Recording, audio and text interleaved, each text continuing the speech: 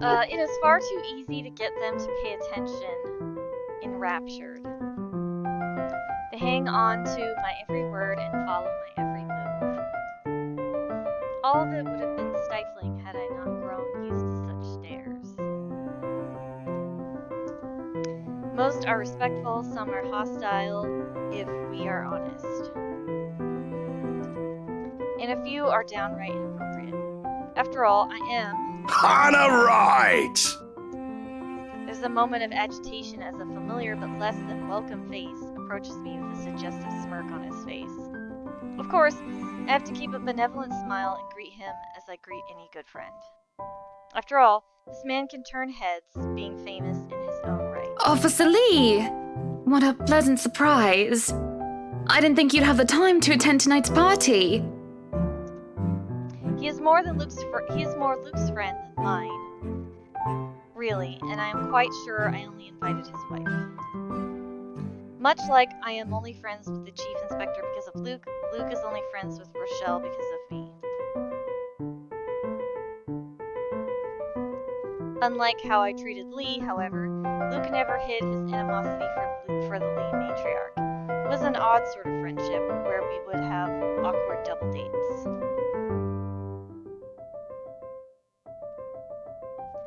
I don't even recall his first name. It started with an N? I think I might be wrong. Aside from being Chief Inspector of Luxembourg Police, his wife, Rochelle Lee Mons, owns a General Electric company, bridges and freezers mostly. Oh, I always have time for my favourite socialite couple. Might I say, you look positively ravishing tonight.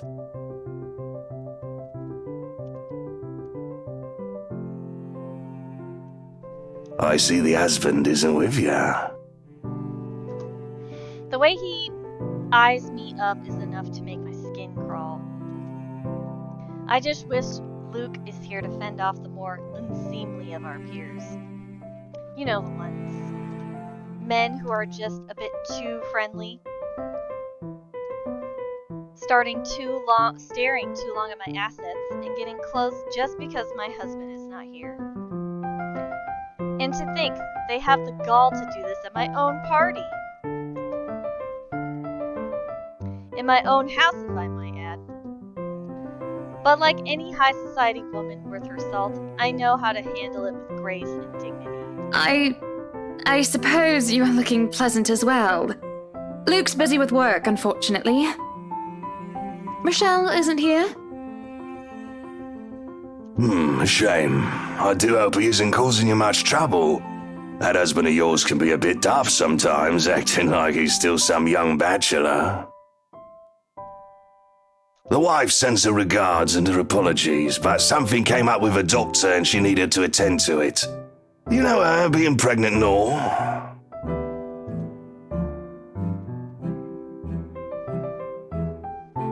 We make small talk. Rather, I am forced to do so, as he would not leave my side after finding his place there. Much to my chagrin, I've been extricated from the few who flock in hopes of flattering, for I can tolerate them far better than Lee. He is a nice enough person, and I adore his wife, who is obviously the brains behind the two. But there is something unsettling about him. I do not trust him as much as I want to. He regaled to me the tales of the Luxembourg Police Department, a different affair to the usual gossip I'm privy to. And though I loathe to admit it, it is interesting nonetheless. I expect the topic of business to die out quickly, which would be understandable enough due to the confidential nature of his work. But oh boy, was I wrong. So, wearing civvies, I steal and drive off with one of the police mobiles, right? In the mirror, I see the new tank chasing on foot and screaming about theft. The look on his face was priceless when I parked it in the garage. Oh my. You made him chase you all the way home for a prank. What did Rochelle have to say about that? Rochelle has a strange love and hate affair with Lee. He is a married man who did not grow up past his early 20s, judging by the way he acts. Surprisingly enough, they've been married for a good 20 years. A lifetime if you compare it to my marriage of 7 years with Luke. I, on the other hand, well, Luke is no Lee. I should be happy about that, I suppose.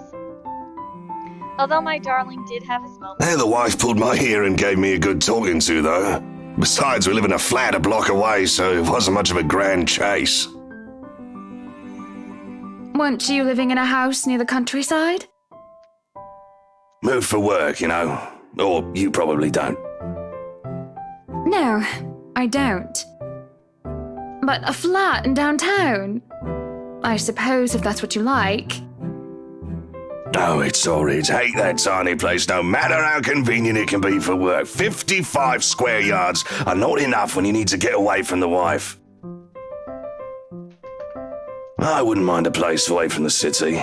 Even started looking at the ads. I spied an interesting lot, actually. Heard it was finally put up for sale. Or that something mansion, you know the one with all the ghost stories. I know what he's talking about. There are really only a few urban legends around here. It's... The Ermagood Mansion? That's the one. Worthy of a king it is. I'd buy it myself, but Rochelle would only gripe if I brought it up to her. Not to mention all the expenses a place like that would be a real fixer-upper. You also have to find someone willing to work there with how superstitious people can be. If it becomes a problem, just hire someone to do an exorcism. Actually, I do know of someone who could be up to the task. You remember the Ludgates party at their Christchurch summer residence? Of course. It was an excellent soiree. Everything was so classy, too. Such good taste. Oh, that place was a pigsty until they hired out this interior designer and they turned it into a bloody palace. She worked for the Exodus for their apartment in Soho too, and they recommended her when we were looking up pieces for our beach house in Porto Colom. I think I have a business card right at... No, I must have left it in my other jacket. Anyway, she's called, what's her name? McCullough, Marianne, I believe, yes. But truly, if anyone were to get that place in McCullough, well, they'd be the envy and the talk of the town.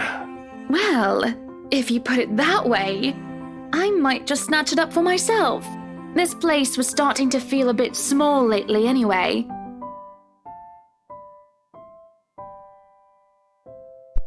Sure, a 3-story penthouse might not fit the definition of small for some people. Okay, maybe a lot of people. But it isn't big enough to have grand parties in.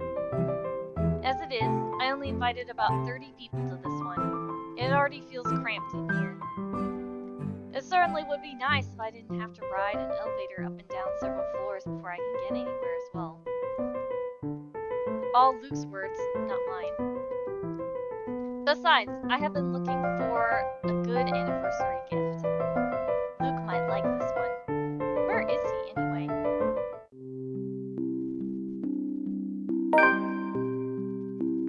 Luke is dressed to the nines, as he usually is, and he looks ready for whatever the day will throw at him. His butler and valet wait at his side, just in case he isn't as ready as he looks. Oh sure, that is normal. What is confusing me is the fact that he is on his way out of the penthouse, considering we won't have anywhere to go until much later. Where are you going? I am to attend the Triad Autumn Tasting. I do believe I informed you of this 2 weeks ago. Alright, hang on a second. I have been informed that my voice is rather low, so I need to fix it.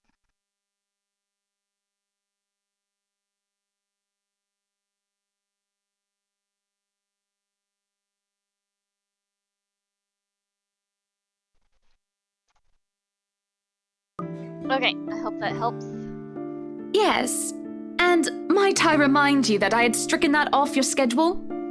Because 1, the doctor told you to stop consuming so much alcohol. And 2, I informed you a few days ago about the open house we are going to attend in its place. I've even found this marvelous interior designer, Mary Ann McCullough. It's a 3.5-hour drive to Cardiff. I don't have time for this. This is like that little party you threw all over again. You don't inform me of it, and you expect me to stay and be a gracious host when I have business elsewhere. You know how I operate, Hana. Unless this was penciled in, I am sticking to my schedule. If I may intrude, the madam is correct. Your physician did insist you moderate your drinking, unless you wish to incur acute pancreatitis. And you did have this open house penciled in last Wednesday morning. Bullocks, I don't remember doing so. Well, you did. While very hungover, in fact.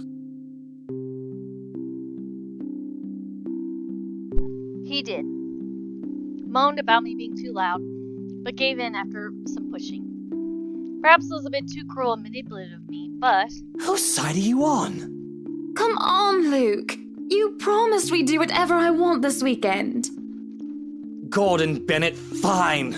I am giving this house tour of yours a chance. But if it proves to be a waste of time, I am going to Cardiff and you are going to take a cab home. Are we clear?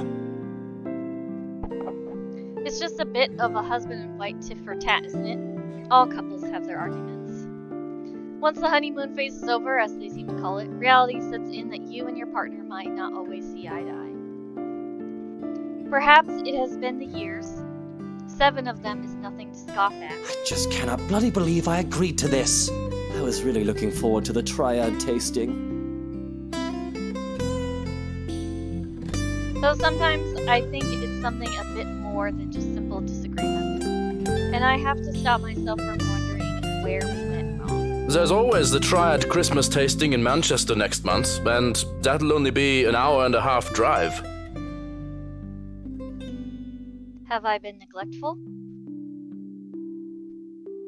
Have I offended? Have I acted shamefully? Yes, but Cardiff. Certainly, any problem can be discussed. As long as he doesn't turn me away. Well, there goes my good mood. Are you happy now, Hana? Why must he treat me this way? Alright, so we're trying to get Hana killed. So I have to remain silent this time. I am happy. And I'm sure he will be too once he gets over this little upset. Alright, let's see what happens. Oh, snap. There is no point in aggravating him anymore, so I keep myself from commenting on the issue any further. A sweet smile and a bowed head. No need to provoke.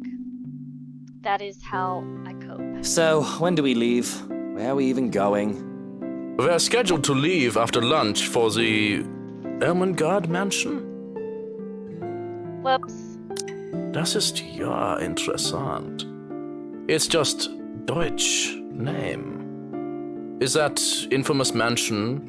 Yeah? I have seen it from afar. It's a huge property. Very beautiful if it wasn't left abandoned. Certainly a house befitting lords and ladies of the land. A house good enough for nobles, huh? It is well known then? I guess that doesn't make it a total waste of time. Our old sous chef mentioned going there for Halloween last year. We've not seen him since.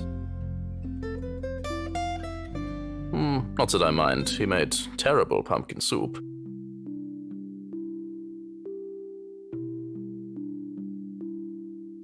I smile even as they turn their backs to me. The ride to the mansion is quiet, with Luke having stared out the window the entire way, not paying any attention to anything around him. Meanwhile, I'm conflicted. I don't know if I should apologize for changing his plans like that. But by the time we arrive at the mansion, I see his eyes light up in genuine interest. Apologizing is the last thing on my mind. The whole affair with the Ermengarde mansion is certainly an interesting experience. The place had been renovated and restored by the owners with to what they claim to be acceptable standards. The mansion itself looks like something befitting a fairy tale or a period piece. It is tastefully decorated, and with a little bit of love and attention, I'm sure it can be a place Luke and I can call home. The number of other prospective buyers that have come from the powerful and wealthy of Luxmorn certainly did not disappoint, marking this estate as prime property. The Lees are amongst the group who went with the Rose woman, and I saw a few other notable faces, though I did not really feel like mingling. Unfortunately for every one of them, the Wrights are interested in buying. What's been bugging my mind, however, is that Isabel. What is her problem? I still don't quite understand what is happening. One moment she's scrambling to give us paperwork to finalize the sale, then she's panicking over some sort of prank leather or another. The second thing on my mind is how touchy my darling husband is being towards the poor dear. I cannot even plaster a smile on my face, a horrid scowl taking its place. Oh snap. There is no way I can pretend nothing is wrong as I hum. And I'm sure little Lily here would certainly appreciate it if you remove your pretty hands from her, darling.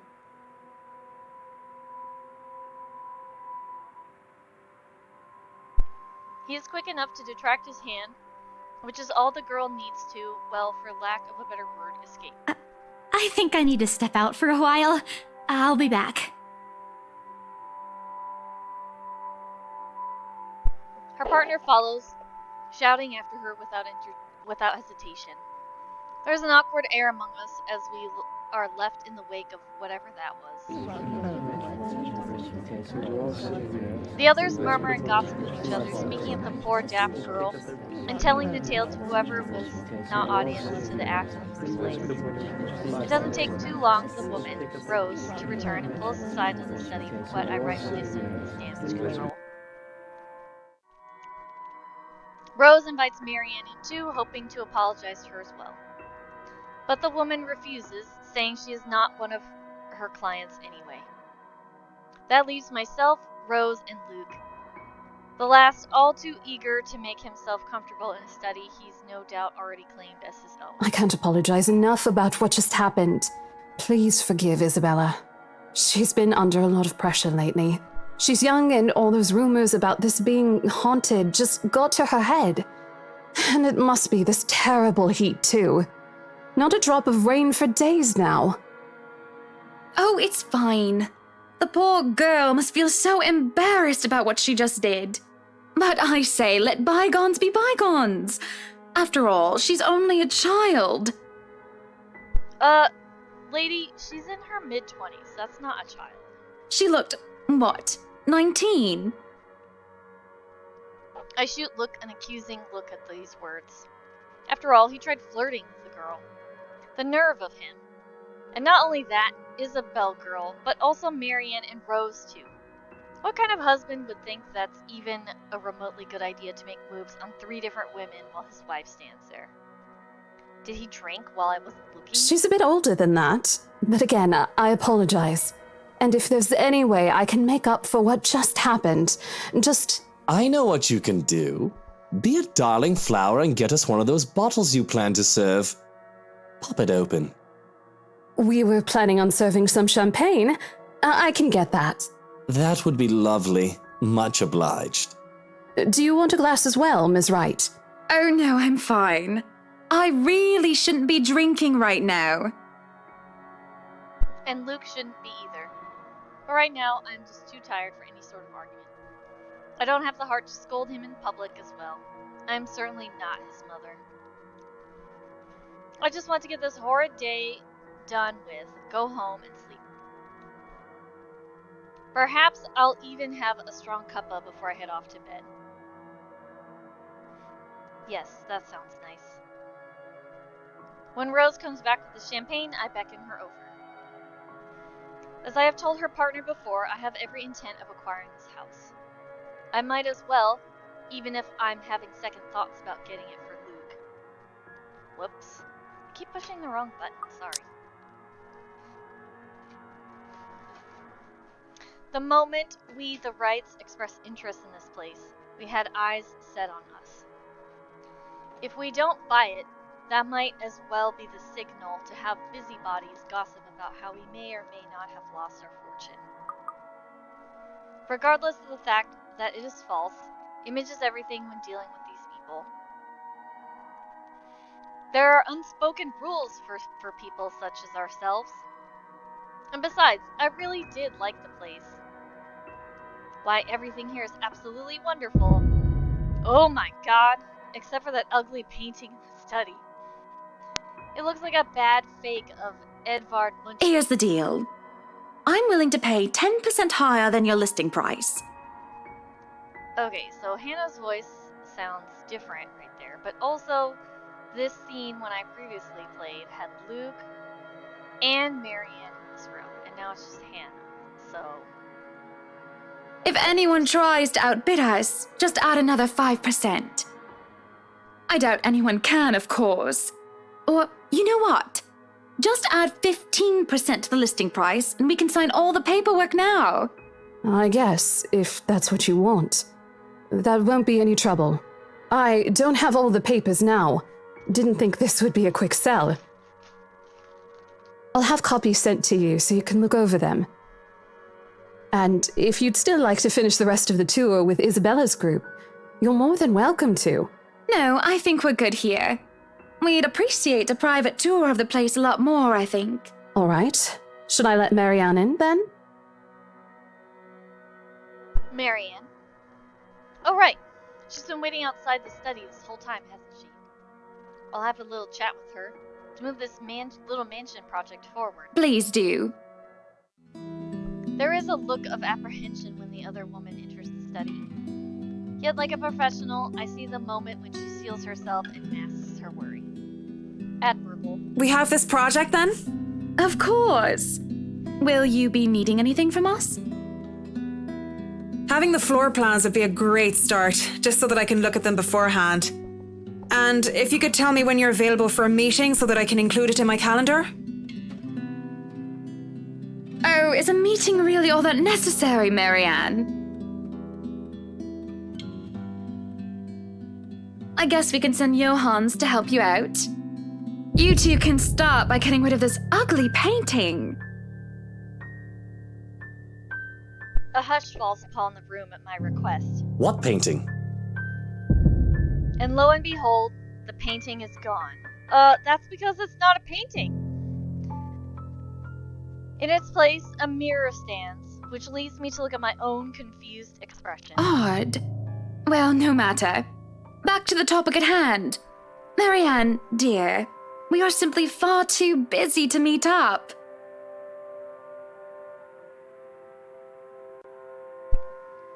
Oh dear.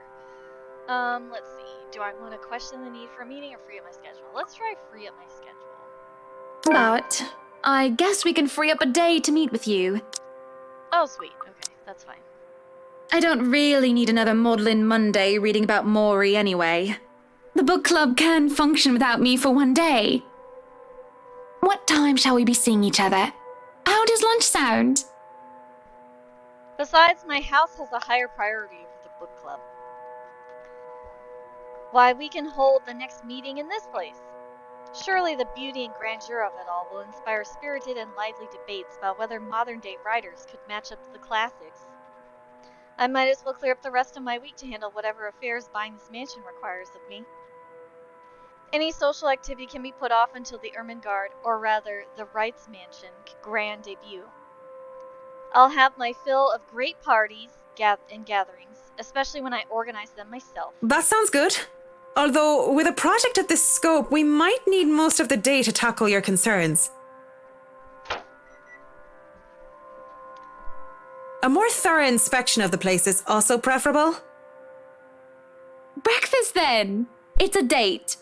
Sorry, if you heard a thud, it's because I was using the microwave. It's really not. All right, Monday, 10 o'clock sharp. We'll see you then. Actually, Marianne suggested that we meet at 9.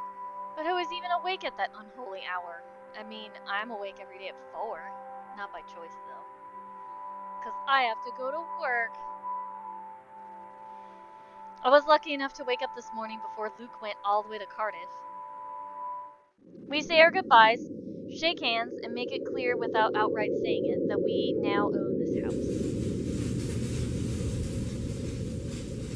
By the time we left the mansion grounds, sunset is almost upon us. So, you really want to buy this place then? That's a bit of a big impulse buy, even coming from you.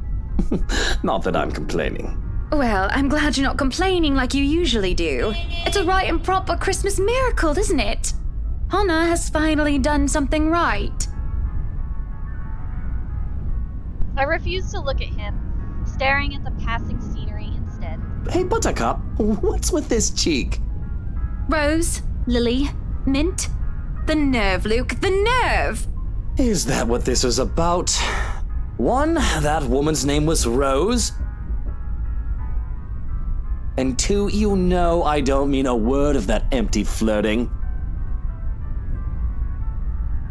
And it's still the principle of things, Luke. I understand if you try to woo them to get what you want when it seems that I'm not looking.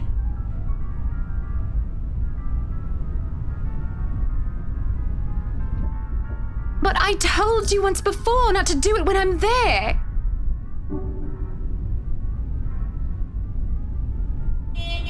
Luke dealt with other women in the past to get what he wanted. Sometimes I have my doubts. I really want to believe that I am an exception, that he is not just using me like how he used those other girls. I am having a hard time believing that now. And it isn't just the shameless flirting. There's something about that Marianne woman, as if Luke is familiar with her. As much as it shames me, it makes me jealous. It makes jealousy rear its ugly head. I'm, suffice to say, ticked off. Really? I forfeit my trip to Cardiff for this, and you're still not happy. Oh, trust me, Luke. I am very happy. Very happy that, for once, we are doing something that I want.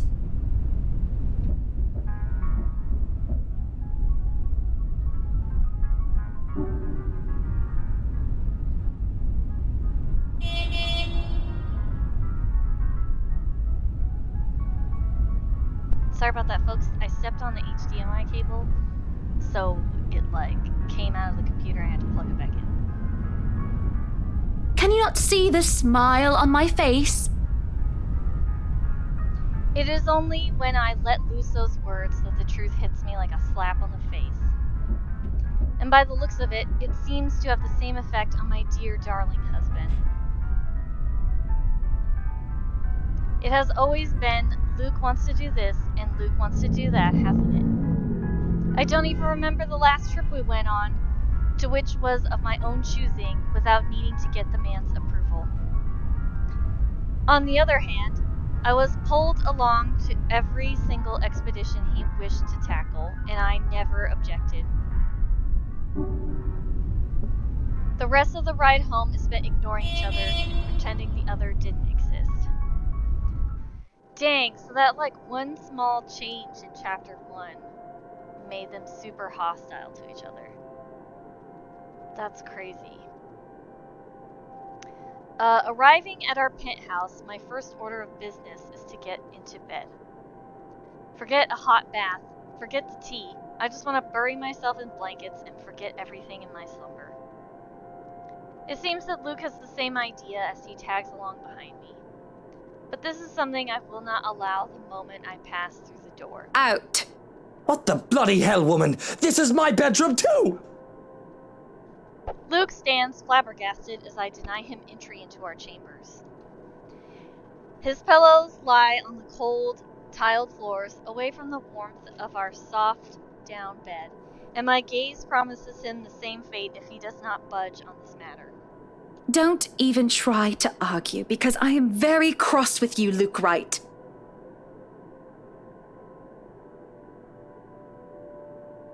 You can take the second bedroom or the guest room if you wish, but I do not want to see you at all for the rest of the night. Johans!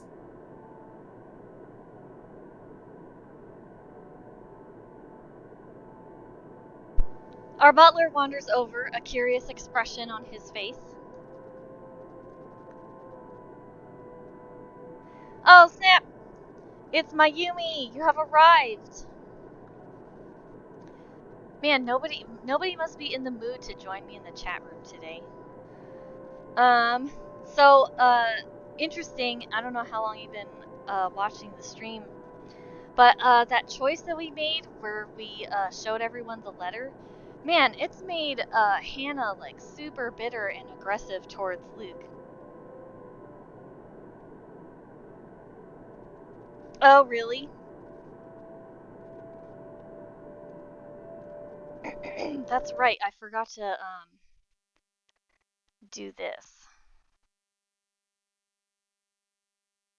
There we go. He doesn't quite hurry, moving at a relaxed pace no matter how angry his master sounded. No, you are not allowed to sleep in my room, sir. Ha! Ha. That's funny. Oh, hey, how's it going? That's not what I mean! Help me talk some sense into her! How's it going, Nick Riles?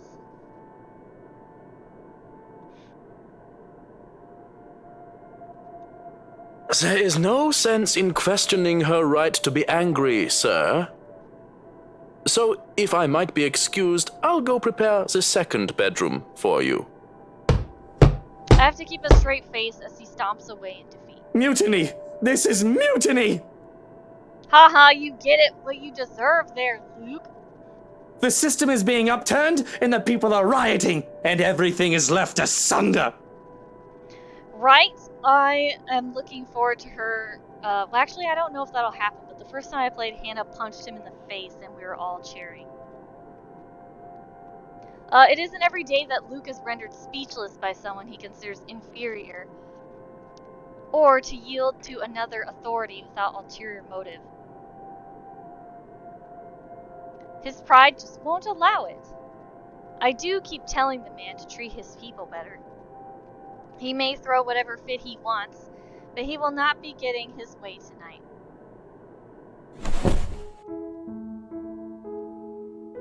Victorious, I celebrate by jumping face first into our bed. Undignified, yes, but nobody's here to judge me anyway. Right? Nobody's here to tell me what to do. Yet as I succumb to sleep, I can hear them whisper to me. Oh shit. I can hear them whispering.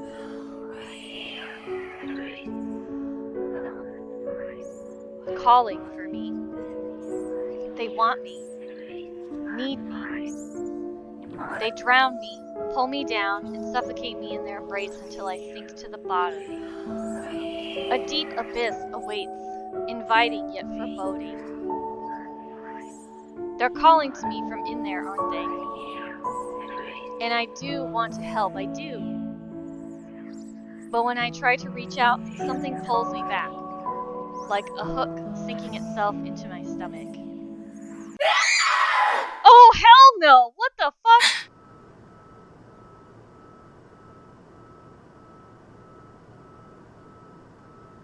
Yay, I'm so glad that you're doing better! Awesome! And I break through the surface with a gasp. Alone in bed, without Luke to hog the covers, I am swathed in cloth and slicked with sweat. It takes me a while to untangle myself and kick them all off. Both the bed and I are a right mess by the end of it, but I am more than eager to just get up and go out for some fresh air.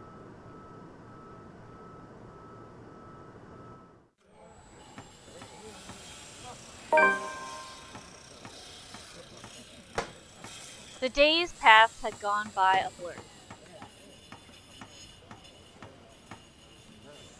Oh yes, you're welcome, Nick.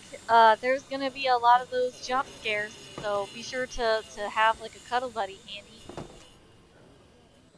In fact, we've hardly talked beyond the topic of acquisitions of properties. Properties being the mansion, obviously. Everything has been so busy, I haven't talked to anyone outside of business, and it's just so stressing. So one can understand my need for good chat, preferably over a good meal. There are times when any decent, emotionally healthy, and socially capable person is a good friend. One who will talk to them without the conversation degrading or turning into an argument. Or barring a nearby friend, I have an interior designer under a confidentiality agreement to listen to me. Up, higher, come on now! The place is bustling with movers, carrying furnitures and furnishings here and there, along with several trunks of personal belongings taken from our penthouse. I can hear Luke barking at them in the other room, making sure nothing is handled carelessly or gets stolen. Careful now! I know your pictures are framed by cheap plastic, but those are framed by African blackwood and are one-of-a-kind commissioned paintings. Each one is easily worth a lifetime of what you lot make. Oh wow, this is also different, because the previous time I played this chapter, she was actually upstairs with Luke, but this time she's down here. It is hard to tune him out, and the walls do not do a good job of muffling him at all. But then again, it is Luke. I would still hear him ranting, even if we were on opposite sides of the mansion, and I'm wearing earplugs. I'd really like to thank you for inviting me to breakfast, Mrs. Wright. But I already ate, so I should really go back to work. Nonsense! You arrived so early, you must not have gotten a proper meal. Our butler has made a surprisingly lovely bubble and squeak. Sit, sit! I'd situate us in the dining hall, but it is a mess right now. Oh, Johann!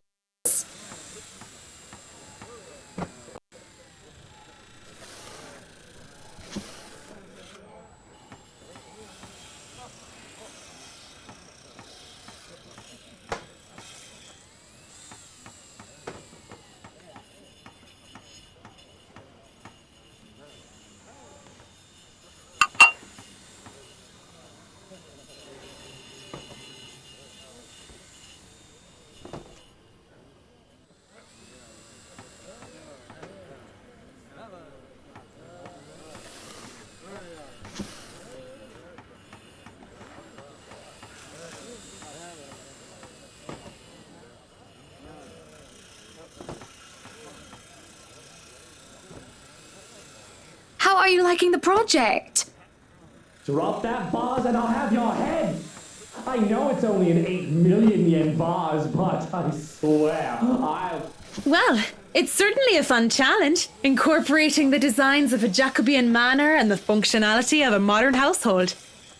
I have ideas I would like to suggest, by the way, about what to use the second bedroom for.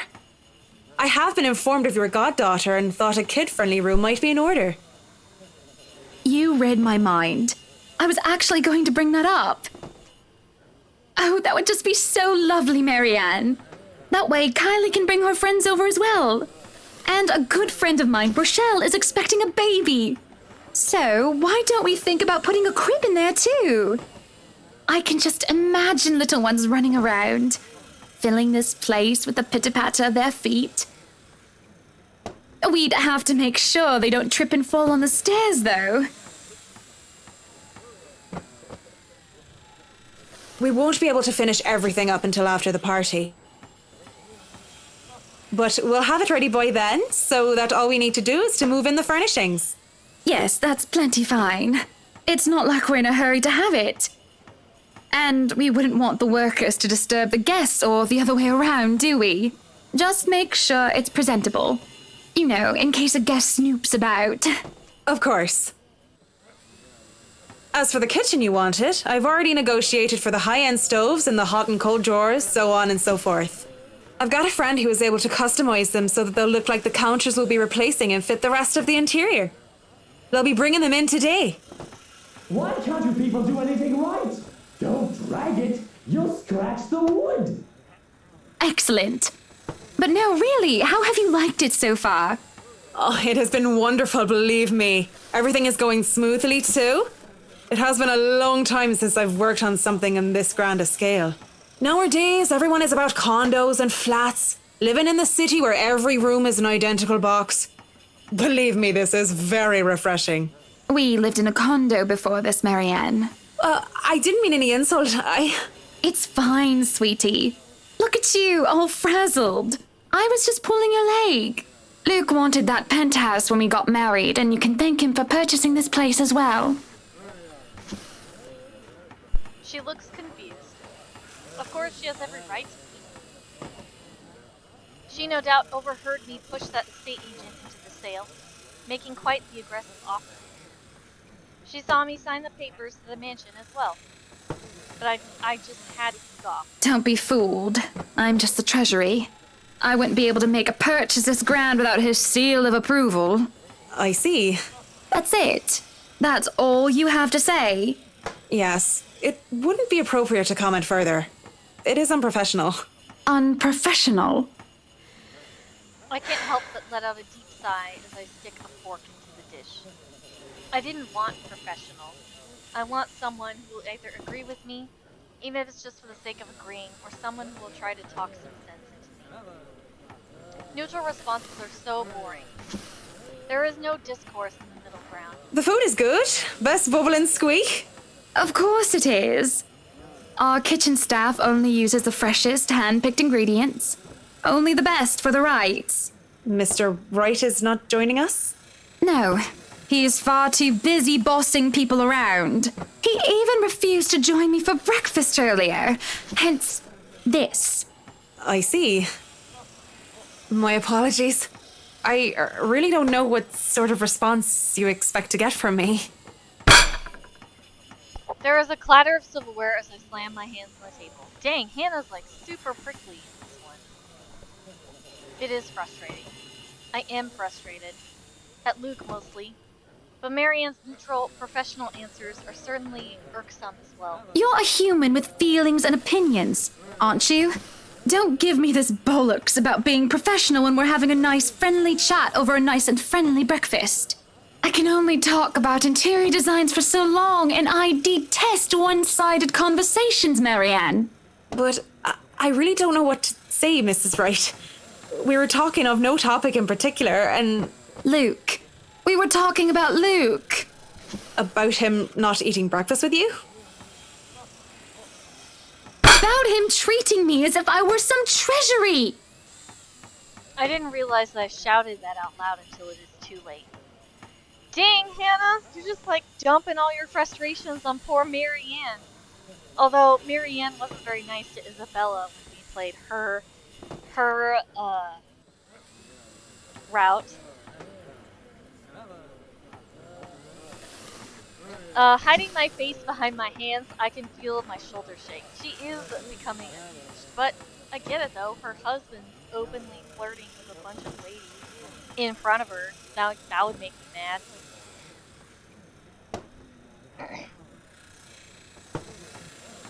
Like, what the heck, dude? You were told not to do it, and you did it anyway.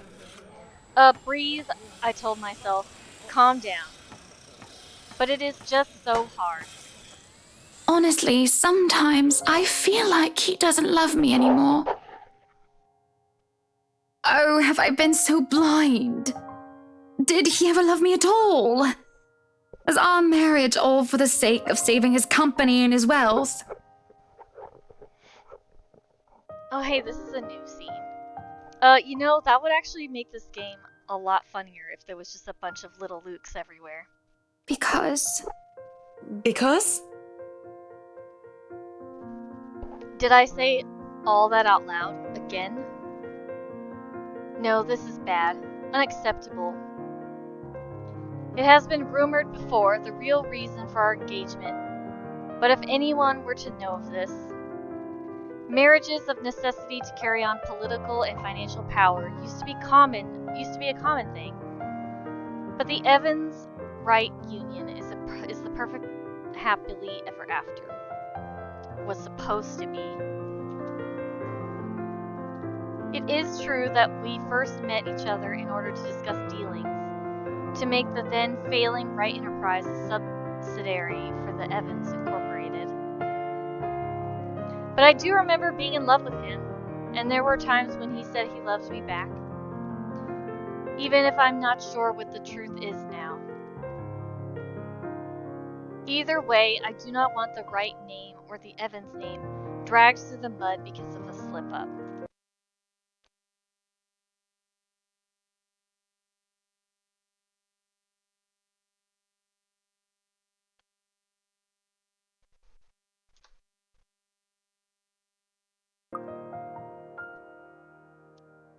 And if Marianne so much as talks of this... Oh wow, I don't want to threaten Marianne.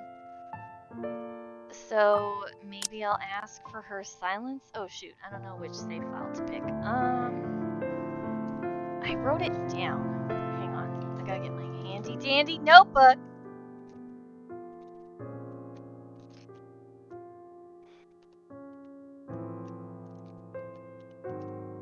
Here it is.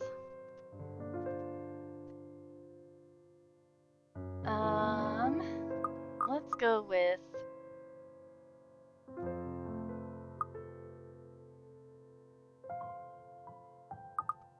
this one.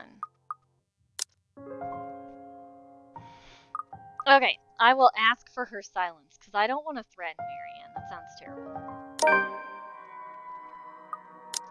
Oh, good. Marianne is a good sort, isn't she? So far, she has been reasonable and accommodating, even towards Luke's ridiculous requests. Patient and professional. Did it only extend to business? Or would she be able to understand that things like this are not as simple, not as clean as they are painted to be? Certainly, I can talk to her. Ask for her. I won't speak a word, Mrs. Wright. Not only am I contractually obliged to, it would also go against my principles. This is no one else's business but your own, and it should be kept between the two of you. And whoever you wish to seek counsel from. Please, Marianne. You have to understand. These sort of affairs, if anyone were to know this, they could just twist it and we'll be ruined.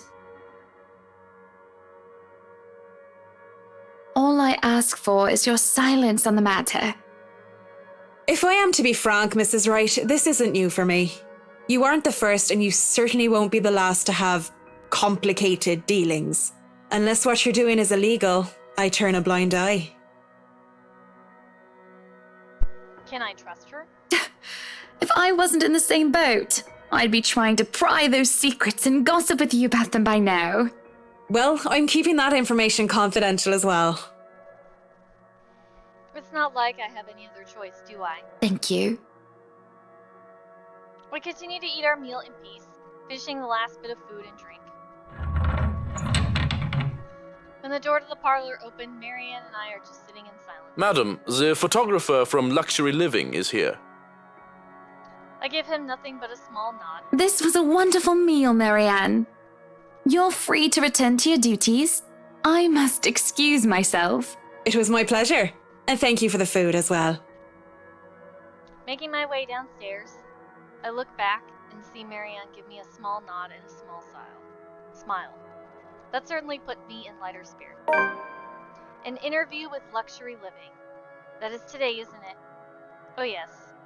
People had caught wind of our new mansion the very moment we left the open house. Luke had boasted he could acquire the property in no time and allow a photo shoot for an interior design magazine to be scheduled today. Well, there were complications and it took longer than it usually does for us. Hopefully, I won't have any other unfortunate slip-ups with someone who isn't bound by confidentiality. The mansion grounds has been one of the first things to be fixed up aside from the bedroom. Although it's still work in progress, it had a promising start and I can already see the flower patches. Luke's favorite daffodils stand out easily, having been transplanted from pots that used to litter the rooftop from our penthouse.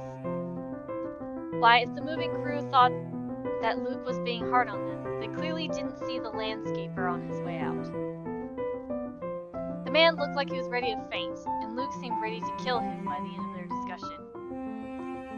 It is in the gardens that I see him standing near the flowers in quiet admiration. He's hard to miss, the hulk of a man that clearly did not belong, and the big backpack and suitcase he has with him makes him look much larger. It is a peculiar sight seeing someone who looks like he does, handling little, delicate things with such care. He looks up from the gardens and does a double take before a friendly face replaces his serene expression. Miss Wright, yeah? Hi, Zachary Steele here from Luxury Living, ma'am. Hope you weren't waiting too long. But it looks like you're still moving in, huh? Thought for a second there my calendar was wrong and I came here too early. the one and only. Welcome, welcome to Maison de Right. And yes, we've been in the process of moving in as we were delayed, but it won't be a problem. They're just adding a few things here and there, and you should still be able to do your work. Where's the rest of your crew then, Mr. Steele? Zach is fine, please. Mr. Steele makes me feel like I'm a mascot for a cleaning product. Anyway, I'll be your one-man crew for today. Don't worry, been doing this gig for a while now. You must be quite the veteran to handle this on your own. We've had a full crew coming into our penthouse the last time we were covered in your magazine. Veteran? Oh, your words are too kind, Miss Wright. Hannah, if I get to call you Zach, you have my permission to call me Hannah. Alrighty then. Anyway, I'm no veteran, but I know my camera well enough to make sure this is a good shoot. You can trust me on that, Miss Wright. Hannah.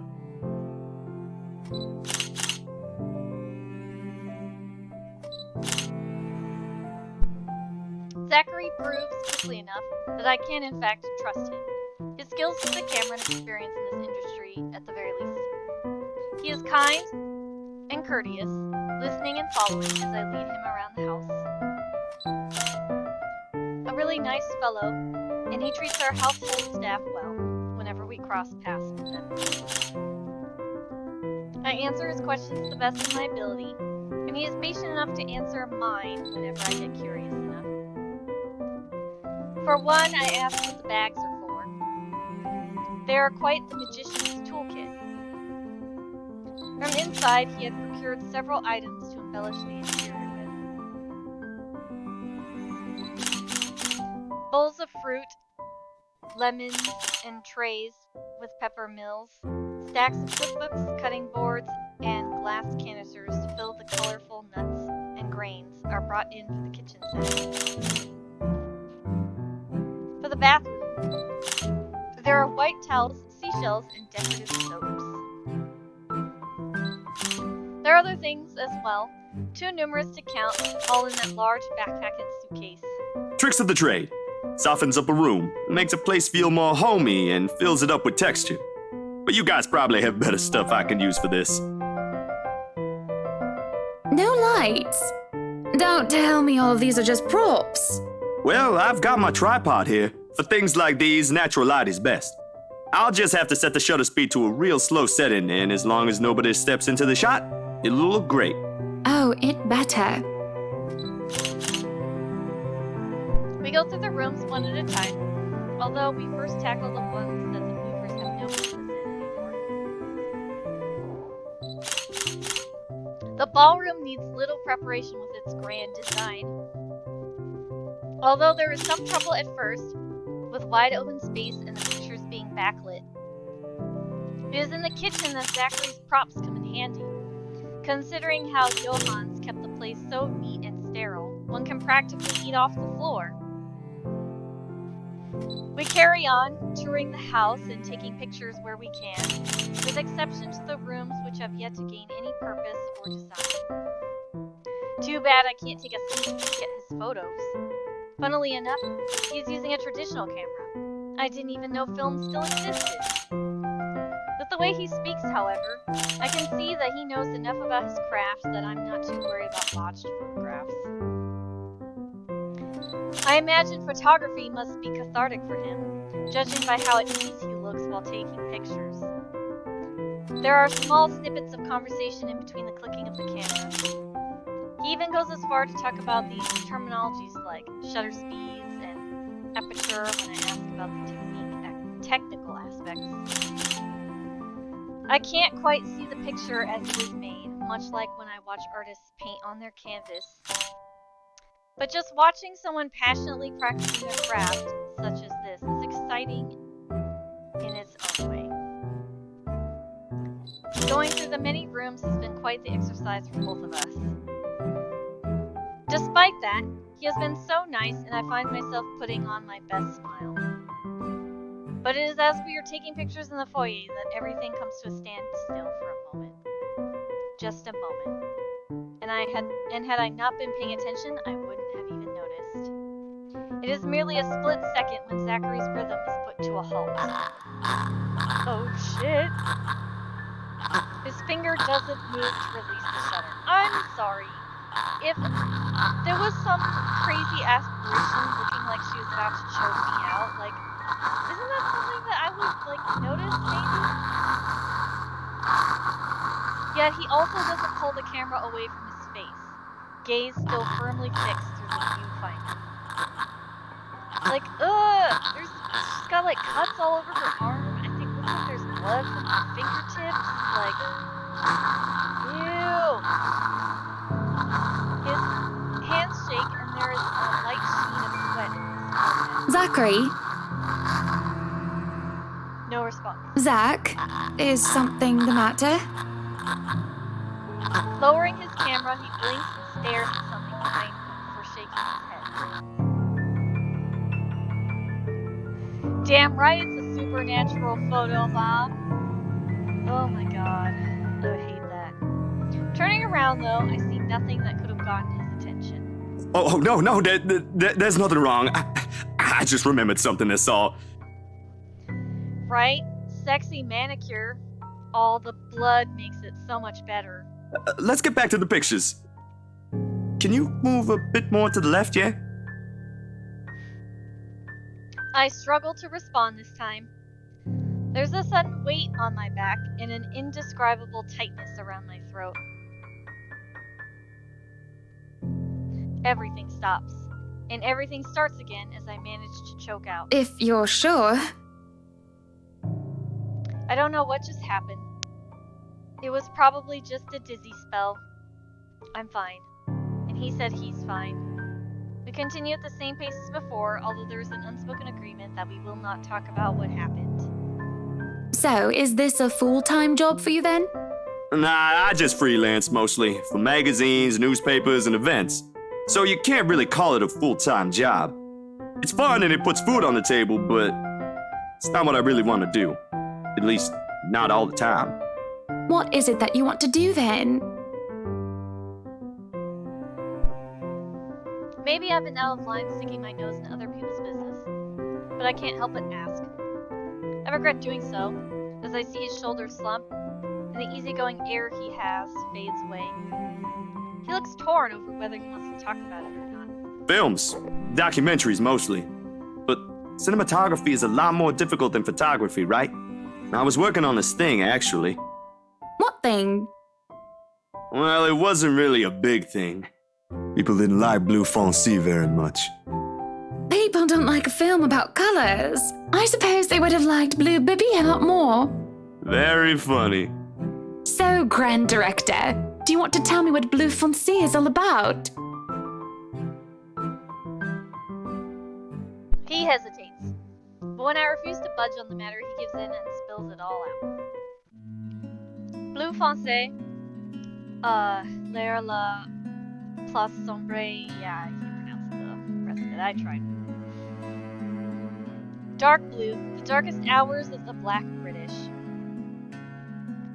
He speaks with passion of one who has gone through the very matter he is concerned with. There is conviction, knowledge, and experience in his speech. Why, I would have told him that he is an amazing speaker, if only I wasn't so engrossed in listening. Prejudice and discrimination, in schools and in the workplace. Lesser chances for opportunity and higher chances of being treated like a criminal. He spoke of blacks and people of color in general, still being treated like second-class citizens. All because of the color of their skin. It is all just positively riveting and sad. It comes to a point wherein he soon loses steam and he looks abashed, realizing what he had just done. Sorry, I just got so carried away and... It's fine.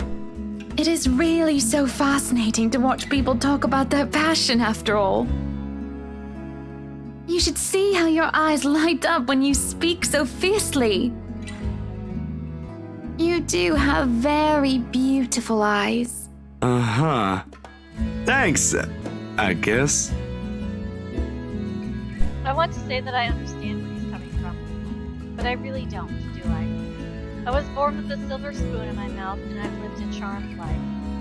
It hasn't been perfect, but the difficulties I've been through pales in comparison to what others experience on a daily basis. Well, at least she's a little self-aware. I certainly don't know how I would have fared for an anything. Would I still have met Luke? And would he still have loved me if I was any lesser? What was your home like? These things you talk about. It sounds like you've... Well, I don't mean to pry, I mean.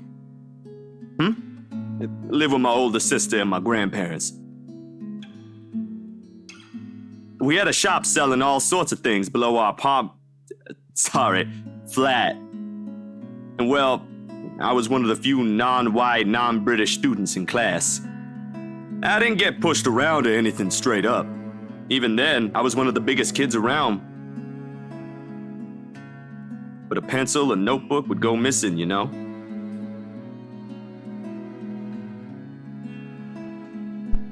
Oh, that I know. Children can be so cruel at times.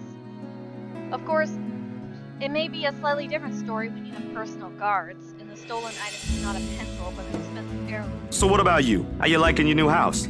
It's pretty impressive. It's nice, I suppose. You suppose? Not big enough? What? No, oh, don't be a bully. It's just that... I understand if you don't want to talk about it. I was a little girl, all done up and treated like a fragile porcelain, with nursemaids waiting to me hand and foot. All the material possessions anyone could ever want, I could ask for on a whim and it would be handed to me just like that. But I barely saw my parents, just goodbye kisses in the morning before they went off to who knows where they were needed to be next. I saw them more often on the telly or in the papers than I ever did in person. I remember my old house. It was a lot like this one. Big walls and big halls, but nobody in it. Not really.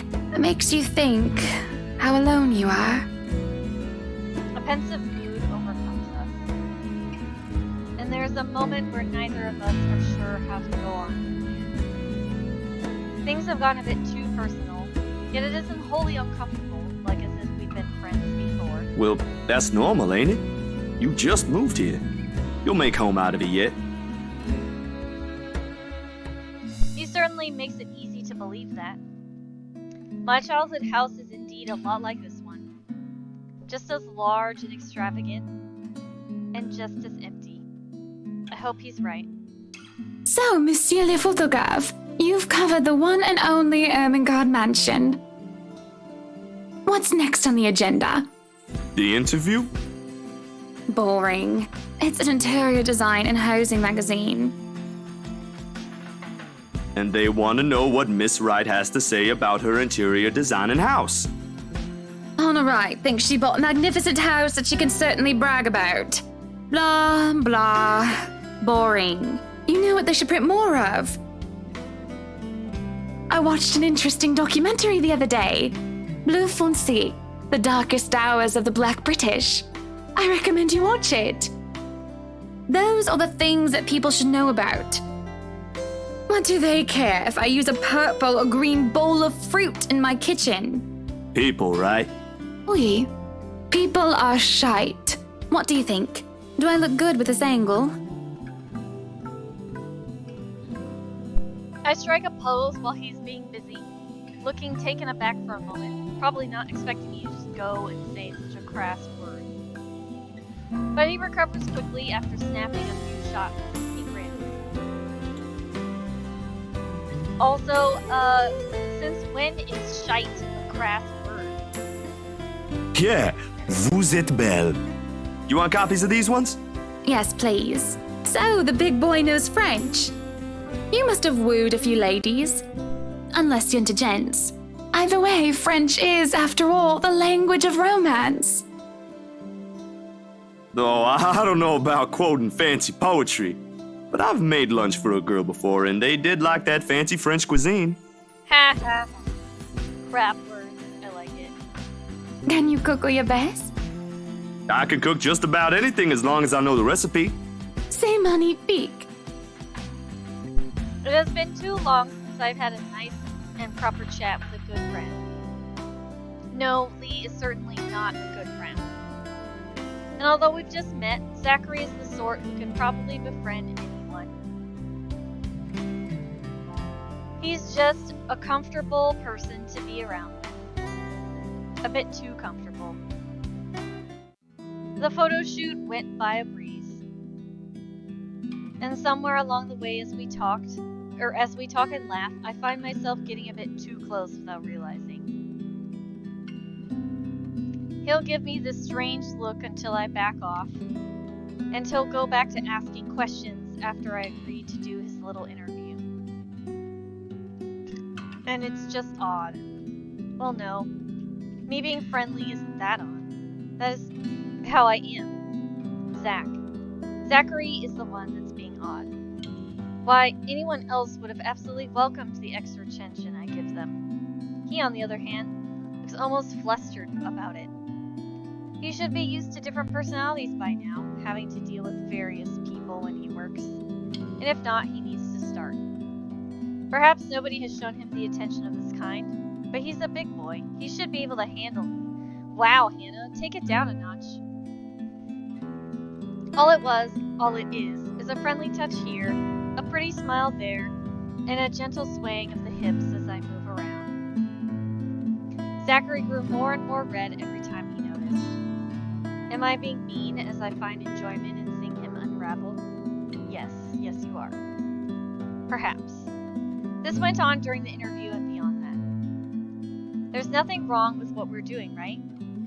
Zachary and I are just having a playful, friendly chat while enjoying the outside view. At least that's how I see it. I'm sorry, but I'm really getting distracted. Could you maybe stop doing that? Stop? I'm not sure if I want to, though. Let's respect his request. I'll stop if it makes you uncomfortable, sweetie. Oh, sweet. Bonus points with Zachary. Sorry. No, I should be the one apologizing. Why, you're a shy one, aren't you, big guy? It's not that, but... He gestures to the ring on my finger and lets the fact of the matter hang heavily between us. Being told implicitly that I am too forward is not an uncommon occurrence. I think I'm more stunned at the fact that he pointed it out rather than, well, being rejected. Not that anything is going to happen between us in the first place.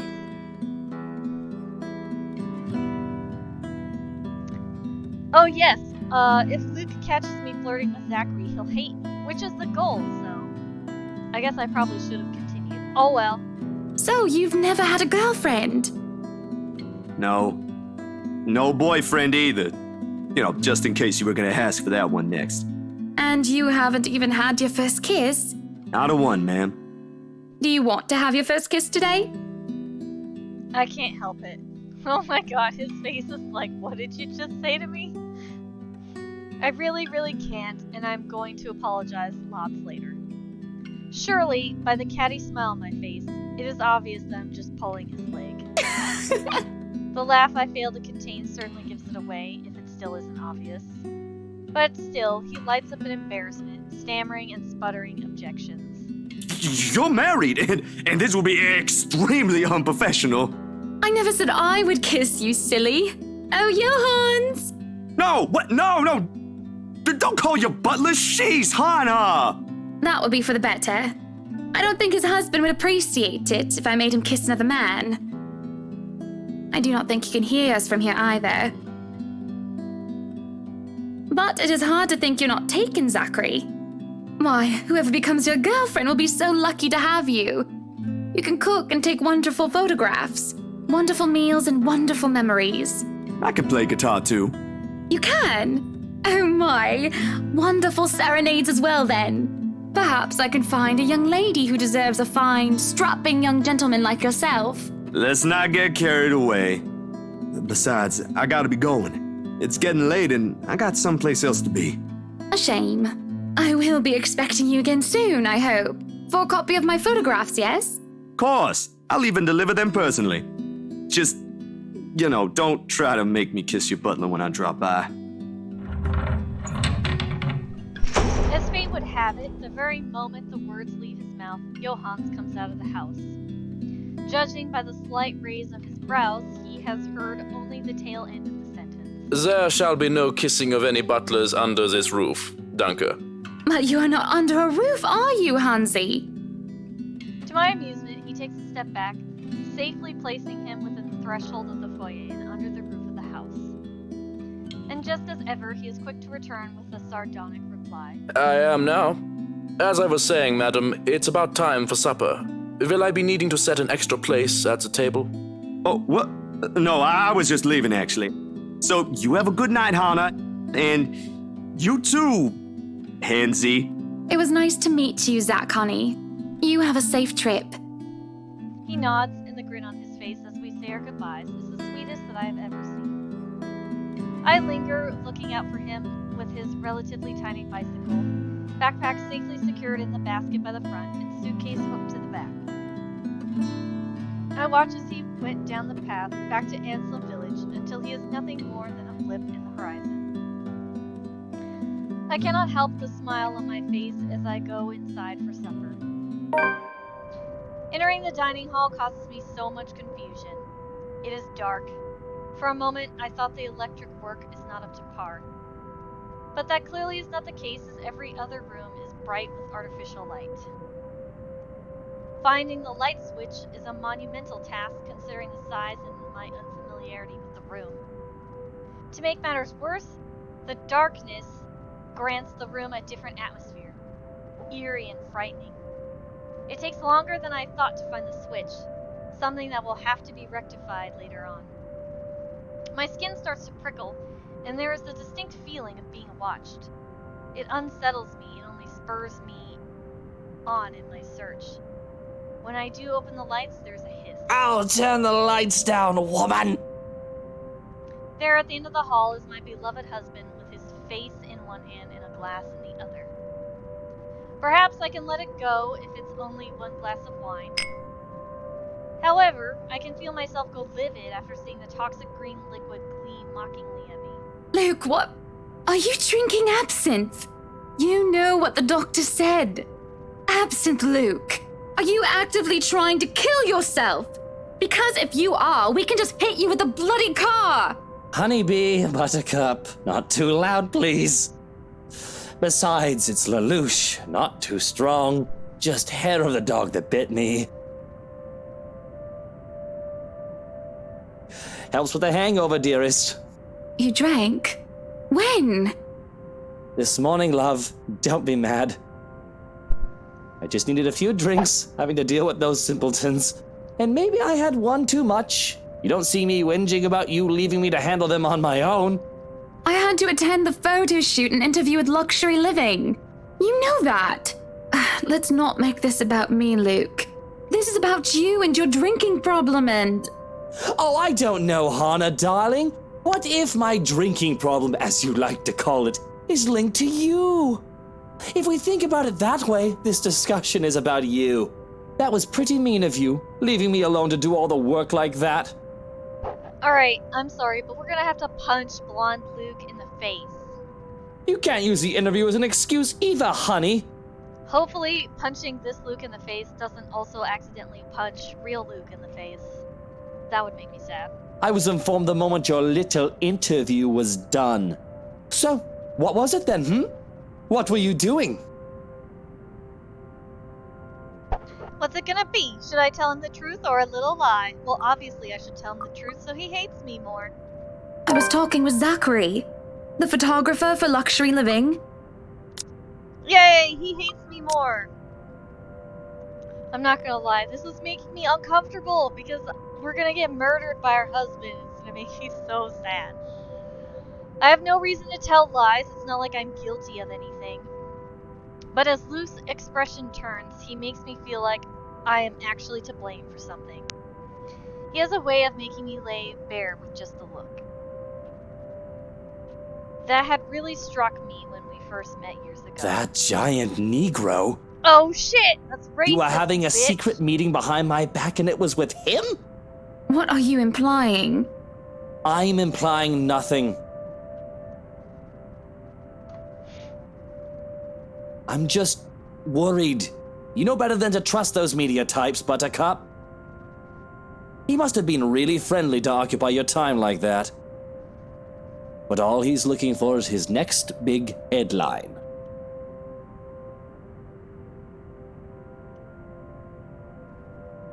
He's a photographer for an interior design magazine. Doesn't matter. You let one little thing slip, one wrong move, and it'll blow up in the telly in the morning. He'll go to his journalist friends to gossip and make a quick quid.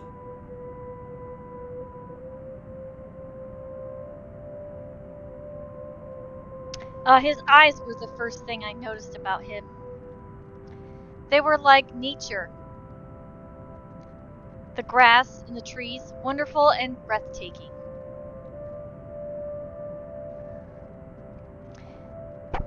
Now as I look at him, they're nothing but the same shade of green as the bloody damn drink in his hand.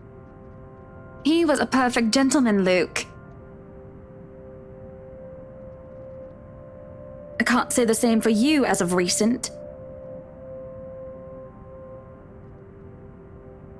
Excuse me again? We're talking about you, Hannah. No, I am pretty sure we were talking about you and your drinking problem, Luke, right? Hangover forgotten during the course of this little bat, the man jumps to his feet and seethes. It looks like he's barely stopping himself from throwing the nearest thing he can find. Oh, it is not a problem. I can stop whenever I want. Yeah, that's what your doctor said about your liver, so maybe you should reconsider that statement, sir. And even if it was, I think you can very well stay out of it, as it only affects my own kidneys or liver or whatever the bloody hell that shite pollutes. Whatever aftermath that occurs because of your little chit-chat with the Negro affects the both of us, however. Look, Luke, nothing will happen. You have to relax. It was just a friendly chat. Well, now I think I'm getting jealous. Or I would be if it weren't for this damn headache. Maybe you should drink more. Maybe. Supper is spent in silence with nothing but the occasional sound of silverware. A grand feast has been served, well, grander than usual anyway, most likely due to Luke's complaints of stress. A platter of native oysters for starters, and a tranche of turbot with purple sprouting broccoli, lemon, capers, and anchovy sauce for the mains. To finish it all off, black tea and golden syrup sponge pudding with custard. Ugh! I want to eat that! When our appetites are appeased and the plates are cleared away, Luke stands, kisses me goodnight, and leaves me to stare at my half-empty cup.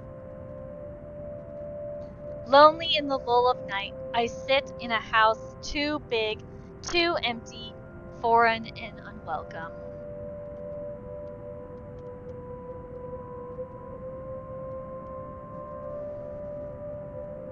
Even with its warm tone and homely decor, it feels cold.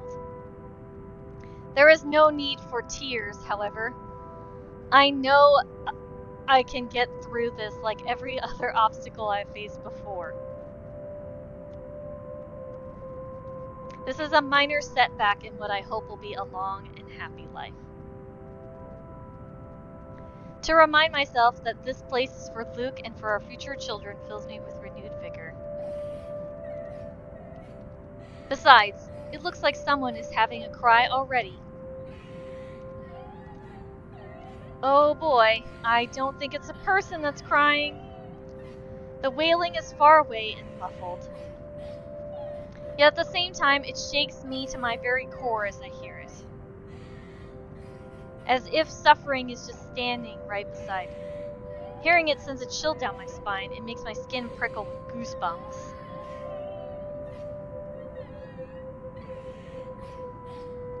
Who is that?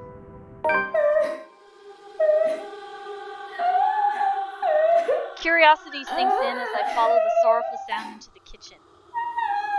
And into the wine cellar hatch. Hello? Is anybody down there? Don't open that. You should definitely not open that.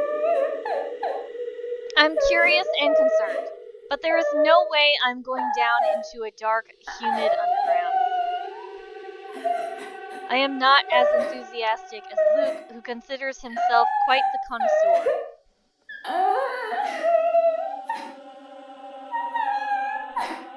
However, I also cannot bring myself to go to bed with this racket going on. It is one of the household help. They will surely need some talking. After all, this wouldn't be the first time I've gone and found one of the maids sobbing their eyes out over one thing or another. As professional as our staff are, they are still human.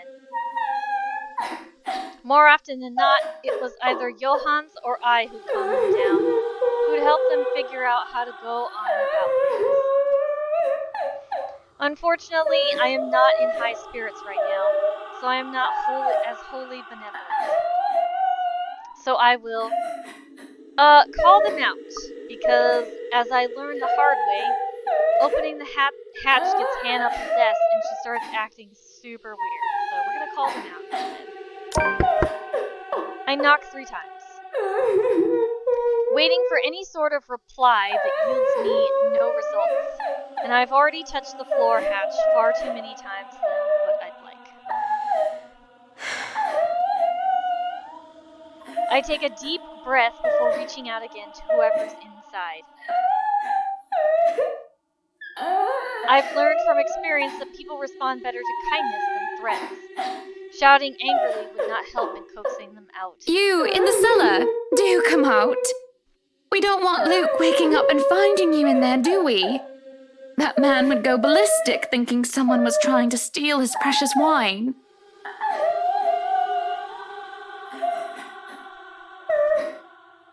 Still nothing.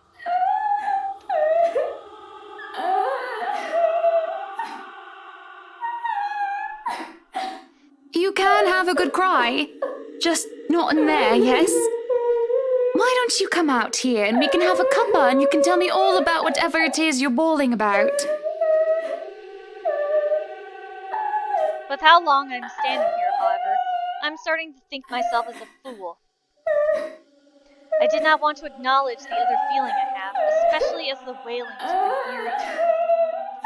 The thought of being played with didn't sit too well with me, and I had to stop myself from getting too hot-headed as I tried one more time. Now you come out of there!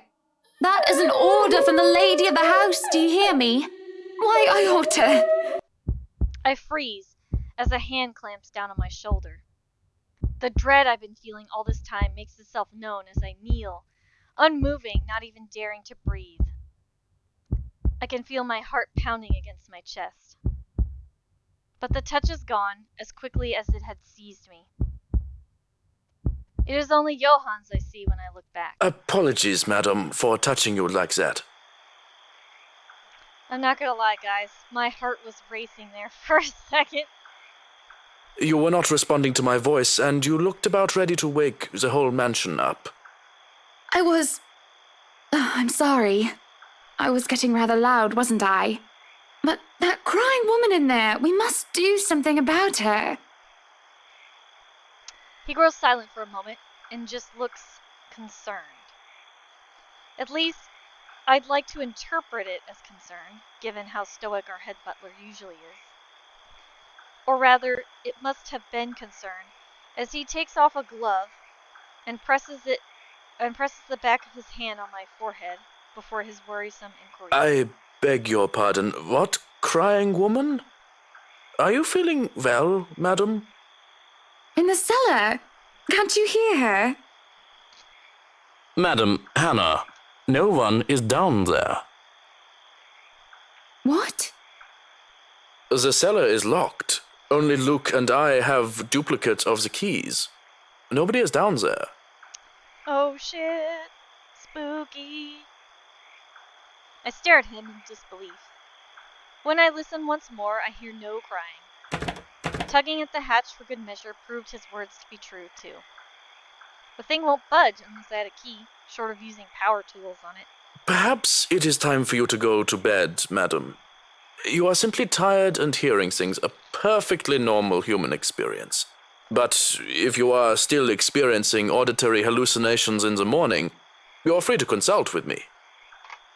There is a cold feeling in the pit of my stomach as he helps me up to my feet. What he says makes sense, and who am I to question someone who used to be a doctor? I'm just tired, that's it. Long day of moving, the interview, dealing with Luke, that has all drained me of any proper sense. Yes, I suppose you're right. I just need some sleep, that's all. Of course I'm right. Go on then. Gute Nacht. Good night, Johannes. Good night, house. It's just fatigue. That's what I keep telling myself, although I can't ignore the strange feeling in my gut. Either there is something wrong with this house, or there is something wrong with my head. Sleep will be elusive tonight.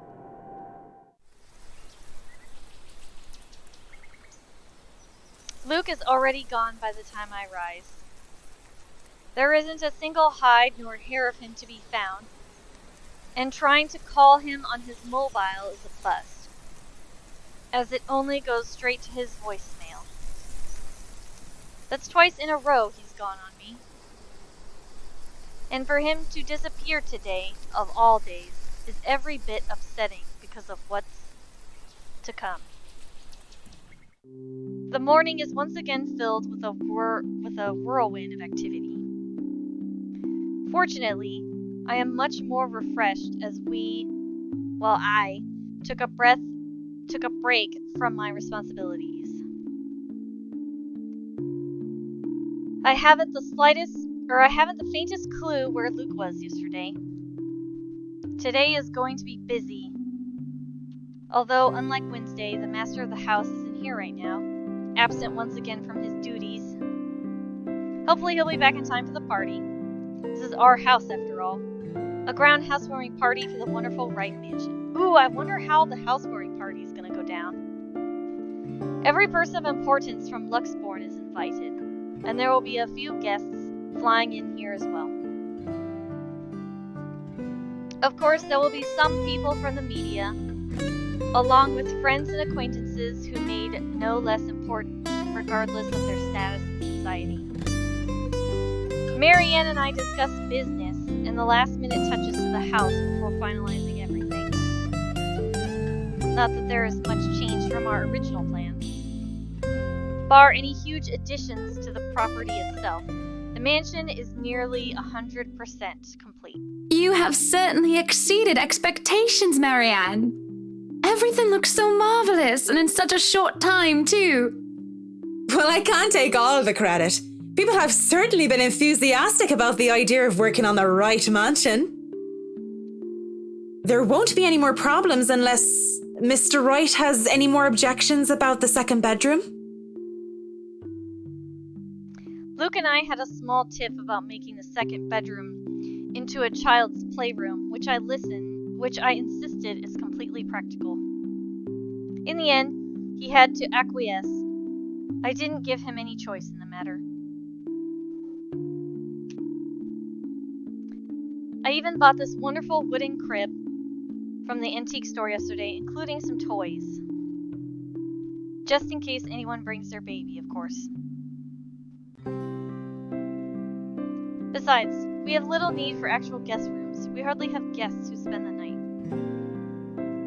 If we absolutely have to, we often choose to foot the bill for their visit on one of our hotels instead. Always at Luke's own insistence.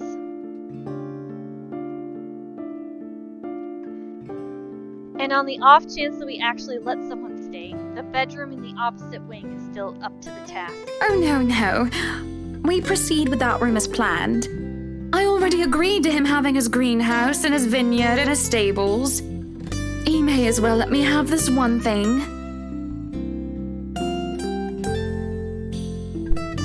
No, I did not agree to him having a helipad. All right, then. Well, do we have any other concerns? Anything we need to put on our agenda before the party commences? No, I don't think so. Not unless Luke has anything else to say. Is he around then? It'd be best if we can note down his request right away, considering the scope of his usual ones.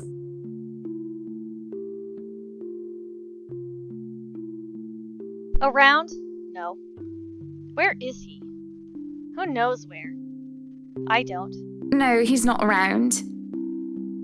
She didn't have to point out the obvious now, did she? After 7 long years, I'd already gotten used to him. I should be by now. Still not, apparently. But don't you have a party? I want nothing more than to complain, to whine about how unfair this is. However, airing out one's dirty laundry is simply taboo among high society. To do so will make you a ripe target for the next dinner party chit-chat. Vultures, the lot of them, really. Or most of them, at least. There are always good ones like Rochelle Lee.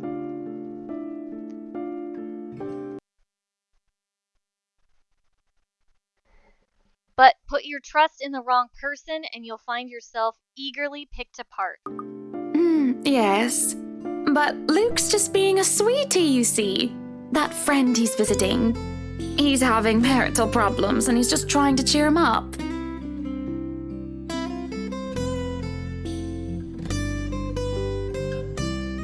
Perhaps I am being a bit too rash, a bit too hot-headed in divulging details.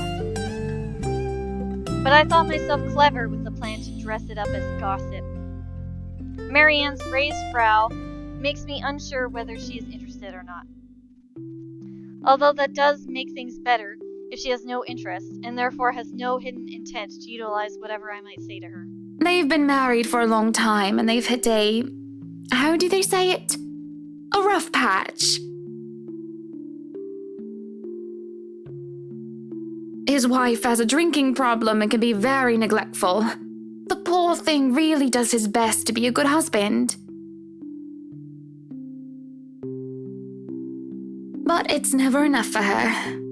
Sometimes I think it's the years. Maybe it's been so long that they've lost that romantic spark. What do you think? You were asking for my personal opinion on the matter, ma'am? Do you want me to be honest, or...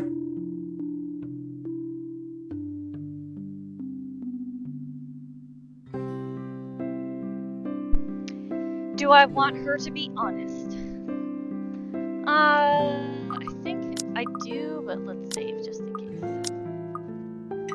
Be honest with me, Marianne. I don't need someone to sugarcoat it. I'm not some fragile thing that I'm just going to break down at the slightest thing.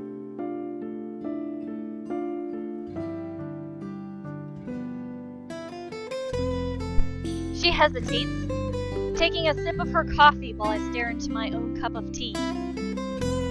The silence stretches on, and I almost believe that she will never answer my question.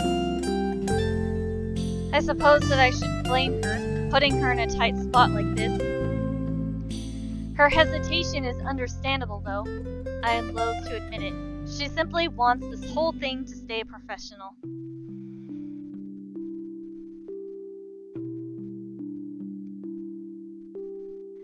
But then she speaks.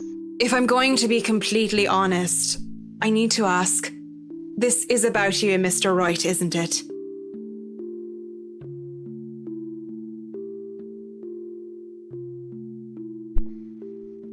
It's my turn to hesitate now.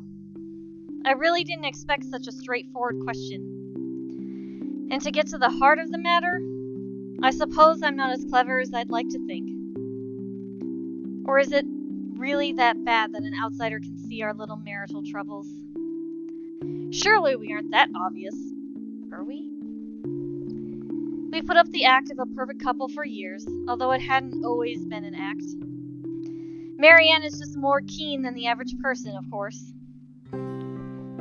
It is a necessity to her career, and she's been working so closely with us. Yes, that's it. Suppose it is. What would you tell me? Then, I tell you it's none of my business. I tell you that I don't want to meddle.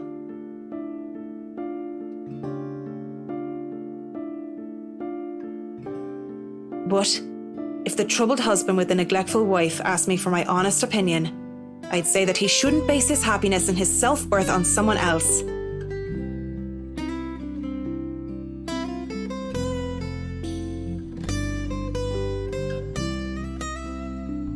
someone who won't even give him the time of the day.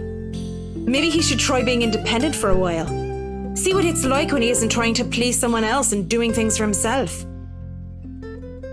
Everyone's supposed to be their own man or woman, right? A bit of breathing room never hurt anyone. That's just my 2 pence worth, of course. So you're saying they should divorce? Nothing as drastic as that. If they're afraid that it might lead to just that, then maybe that is what's meant to happen in the first place. We shouldn't let our fear control our lives. But it's just a short hiatus is all. Or, couples therapy? Look, I'm really not the best person to ask about relationships. So grain of salt and all that.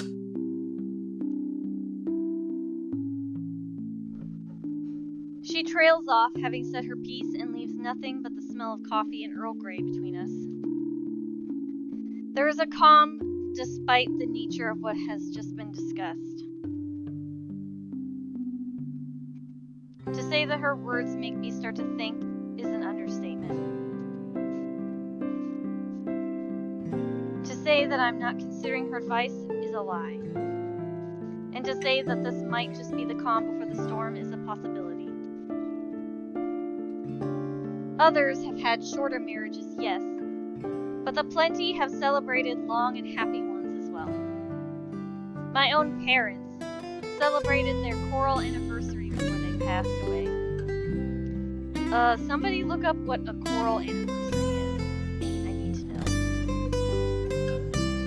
7 years isn't a whole lot in the grand scheme of things. It isn't a whole lot of time to see what and where our relationship can bring us. And at the same time, 7 years, well, it hasn't been entirely made up of unhappy years, has it? It won't last forever. It's not supposed to, anyway. I just dread the thought that it might have lasted for a very long time. Well, if choral anniversary is 25 years, does that mean that they haven't been married for long? Because she said that they were together until they passed away, so I feel like it's longer.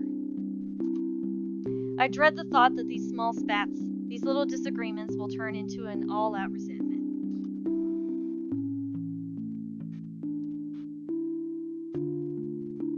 The idea that we grow to hate each other with every fiber of our being scares me. I can't even pinpoint the exact moment when our blissful union turned sour. When did he start to seek other women, lacking any ulterior motives? When did we start to cooperate only to suit our materialistic greed and attention-seeking ways? Money and success, fame and glamour, are those the only reasons we still stay together? There was a cough before Marianne clears her throat. I must have been quiet for so long, and I move to apologize when she stands up. We both end up on our feet, unsure how to proceed. Some sort of awkward shuffle occurs as we decide whether to sit back down or not. I really should handle what's left of the work. You won't be attending the party?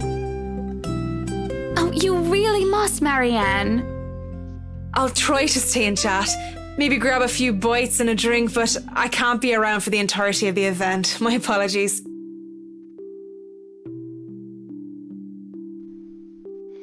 Busy, busy, busy.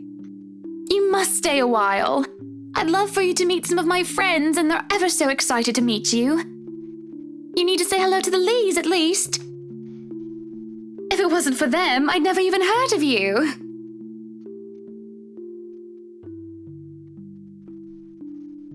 We'll see. So, if I can be excused? Certainly. You'll have to excuse me as well.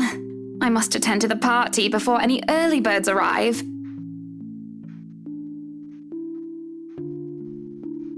Because, believe me, they will throw a fuss if things aren't ready, even when they're not supposed to be here until an hour later.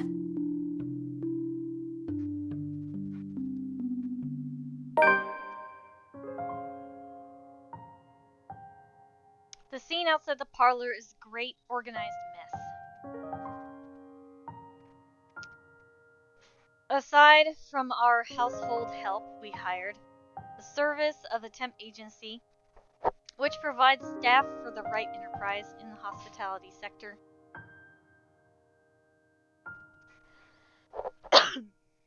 Even our very skilled staff cannot undertake a party of this size on their own.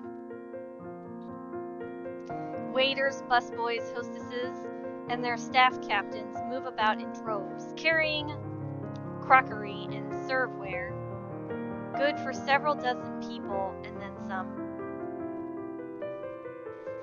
Chefs and bartenders tail after Johannes, looking like scared little children as he escorts them through the kitchen into the wine cellar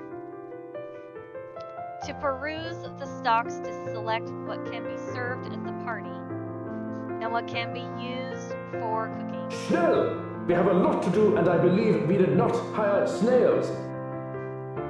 Snails are for the dishes.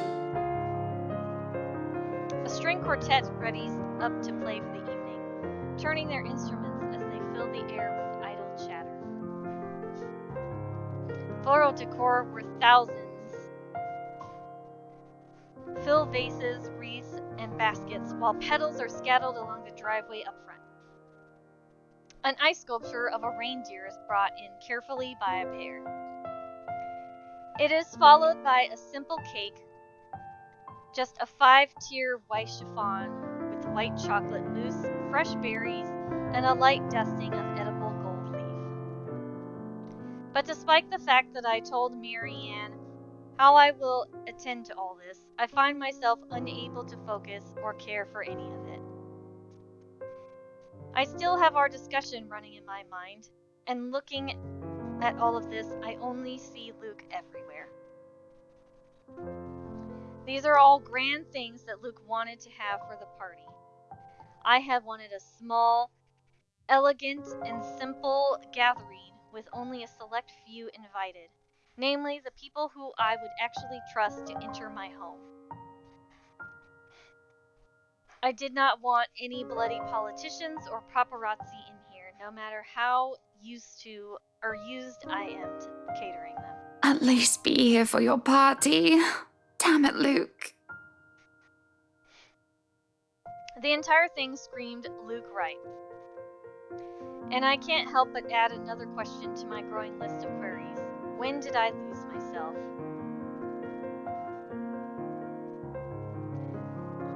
It's always about him nowadays, isn't it? But what about Hannah Wright?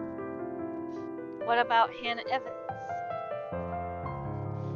I used to be my own woman, who made her own name, her own career, her own decisions.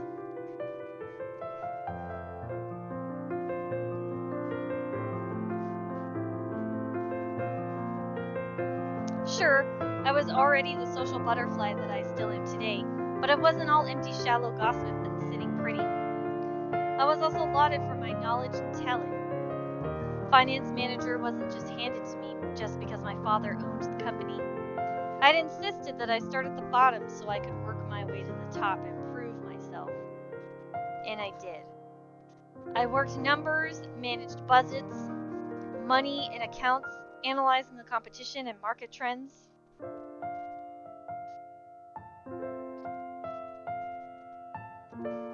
There was the calculation of financial risk, cost reduction opportunities, auditor liaison, and public relations, supervision of staff, and, well, I generally had a slew of responsibilities.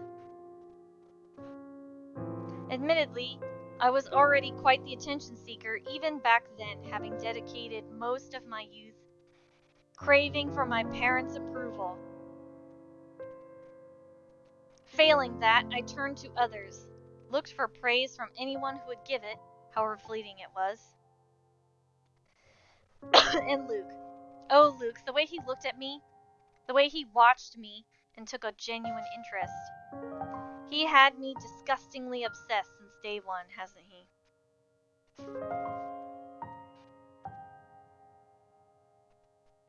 He saw me for me, Hannah Evans, with both my faults and achievements. The man didn't treat me like some damsel in distress or some prize to be won. I remember the nights before we were married. We were talked about everything and anything.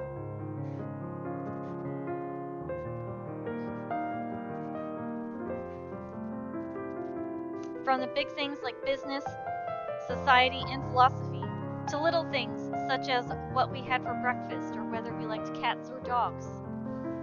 We both preferred dogs.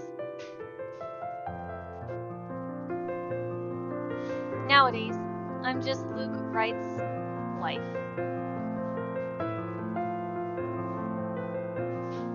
It's mostly my fault, isn't it? They told me that husbands preferred wives who are docile and subordinate.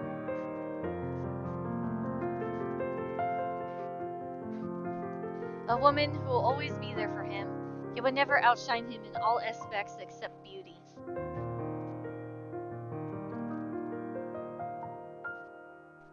A wife needs to be at home and attend to his needs, to have children to take care of them, and to take care of them in his absence. They said I have no business working anymore after I was married.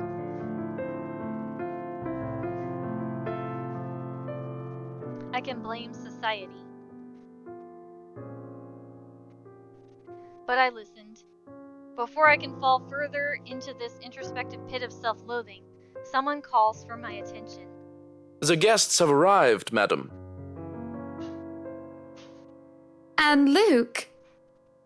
Running a bit late, I'm afraid. Late for his own party. That man, I swear. He's probably looking to make a dramatic entrance, knowing him. Open the doors, then. We mustn't tarry.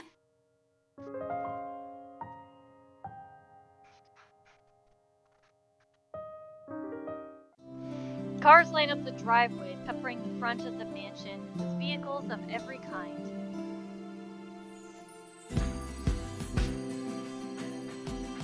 Grand tours, supercars, and even the odd high-end muscle car or two. Convertibles, grand saloons, and other luxury cars can be seen being parked by valets.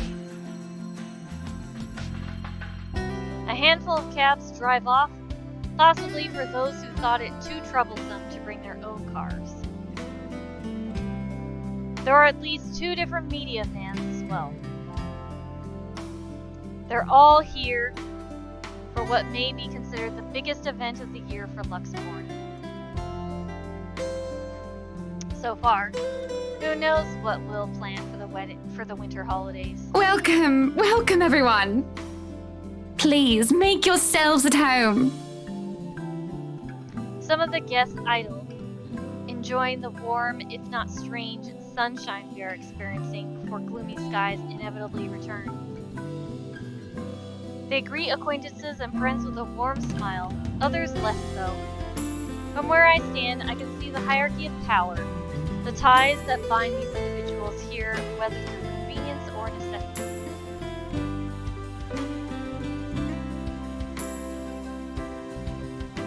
However, there are also a few who are not here to further cement their current place in high society. Such as the young man with his oriental air, ignorant of the looks he receives from men and women alike. Be careful with Shirley, all right?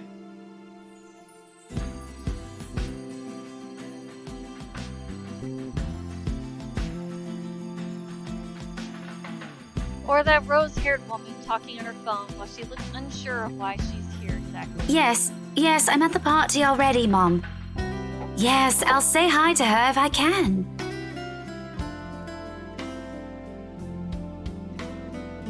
I see Zachary, the photographer, as well. He talks to a few of the other media crew with an air of familiarity. I was just here a few days ago, yeah. Yeah, and the inside is huge, but the staff are pretty helpful if you get lost.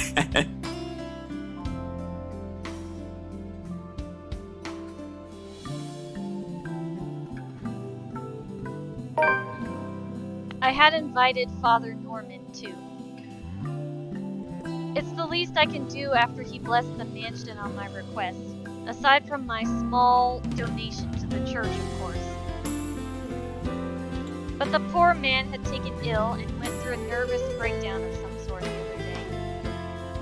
And then there are people like the Chief Inspector, people who I can never be sure about.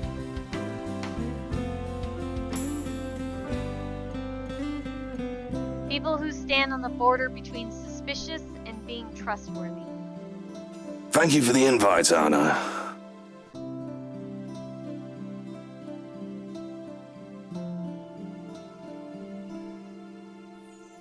Husband still missing, I see.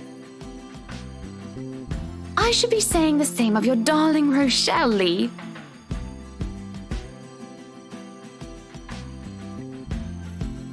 The doctors again? She told me she'll just be in the gardens.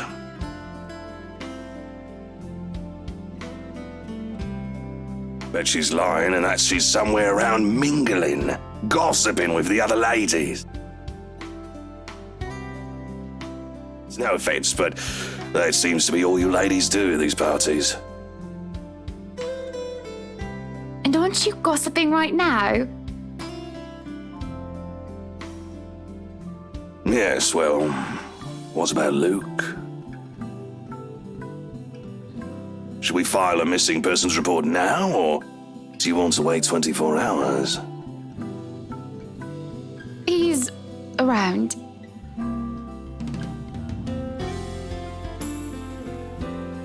You know, I can tell if someone's bluffing. Don't tell me, let me guess. He's finally drunken himself to death and not wanting a scandal, you've hidden his body.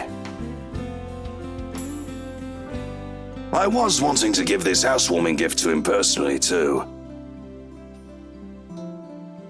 It's a plate that holds a wine glass so he can stop killing himself with liquid lunches.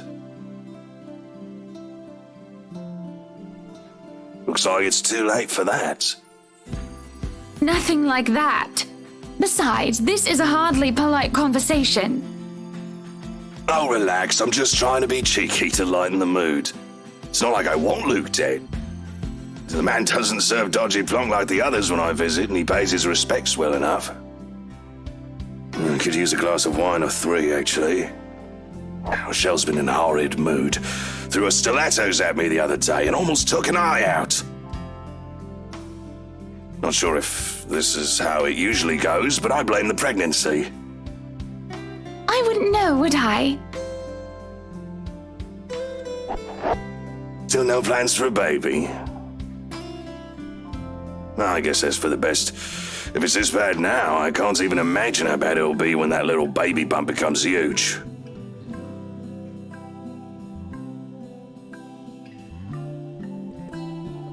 Have I mentioned how I don't trust him, no matter how hard I try to do so? At least he brought a gift, I suppose. Why don't you just go inside and have some wine, Lee?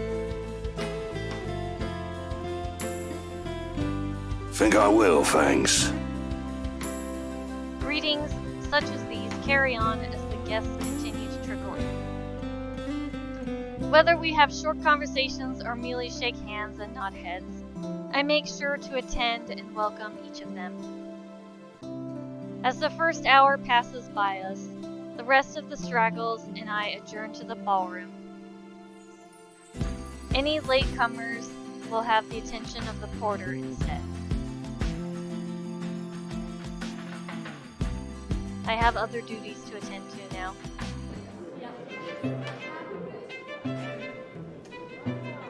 Hosting parties is always the same old song and dance, no matter how big or small it is.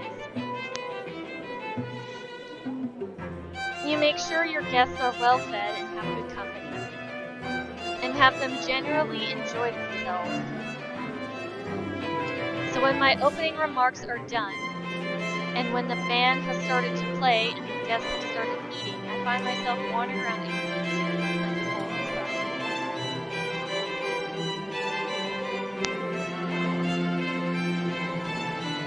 For a while, I stay with a small group of entertainment and myself. When they're not And when they're not anymore watching me. Wouldn't it be when they're not watching me anymore? I end up watching them. When they don't listen, I do. A local banker is having trouble with his daughter and he wishes to marry her off, but she wants nothing more but to make me sick. One of our hotel managers worries about the stolen belongings of one of his patrons, and a failing in security which should be brought up to higher authority soon.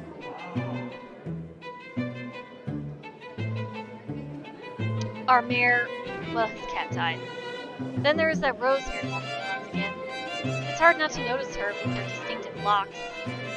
She also lacks the grace that other ladies have, though that does not make her any less beautiful.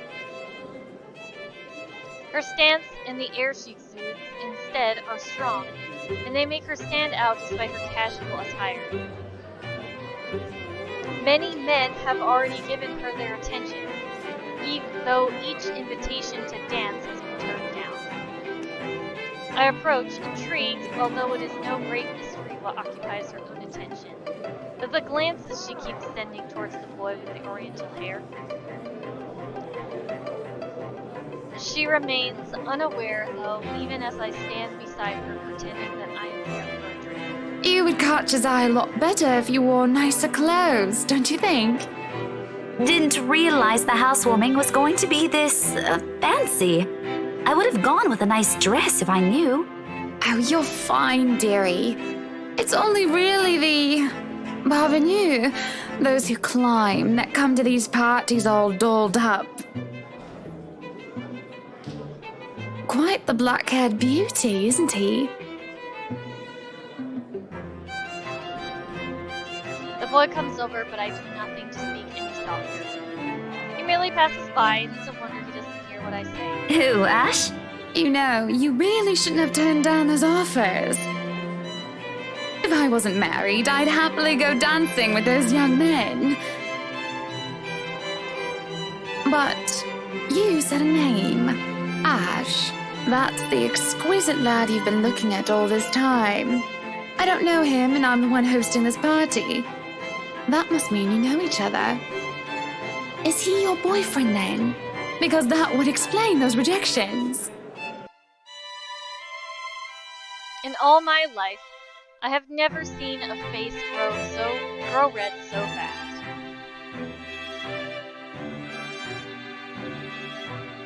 The shade of her hair does not help as well.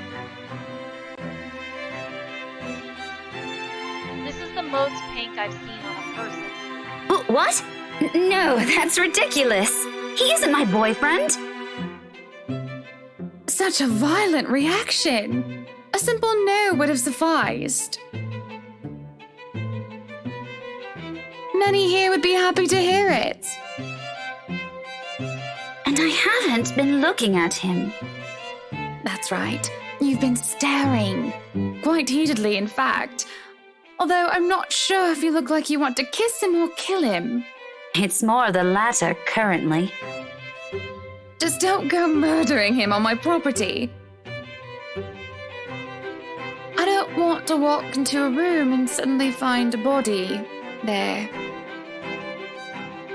I waver as I feel the burning of someone's stares. It is chilling, though I'm used to enduring gaze of others. This one makes the hairs on my back of my neck stand up. Oh shit. Oh, okay, so somebody told me that a Coral Anniversary is 35 years. Oh boy, look, it's our friend, the creepy ghost lady. My attention is pulled from the girl and I see a woman staring. Dark-haired and dirty, she looks more like a beggar than a guest, and I have half the mind to call security when her mouth breaks open into a grin. All I hear is her laughing. Taunting. Her stare makes my blood run cold. She looks at me like I'm nothing but a pig to slaughter for her amusement.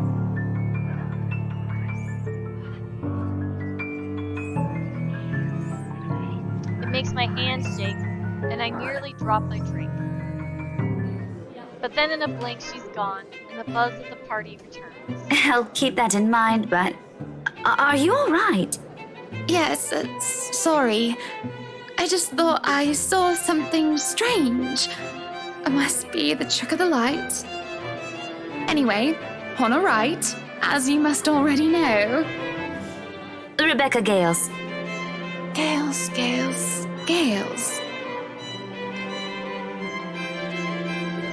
The name is familiar like a fond memory. I recall kindly a private tutor who treated me like her own daughter. She'd even bring me food when there was no need to do so. Usually stovies, which I honestly hadn't been too keen about. Though I ate them nonetheless because she brought them for me. Oh, the professor! And your little Becky! My parents couldn't make it since they're in Scotland right now. And Mom says hi, by the way. But the game is still louder than me? Okay, let me see if I can fix it.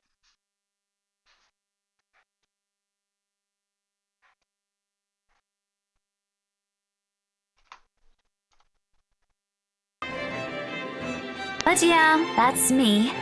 Little Becky. We met once before. Yes, oh, I remember you! You were the cutest little thing with glasses! And when we met, you were having boy troubles with this lad called something with an A.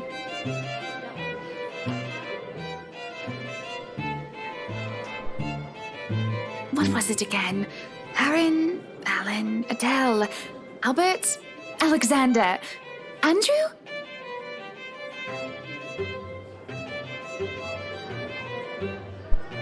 The more I list off names, the more red and the more quiet Becky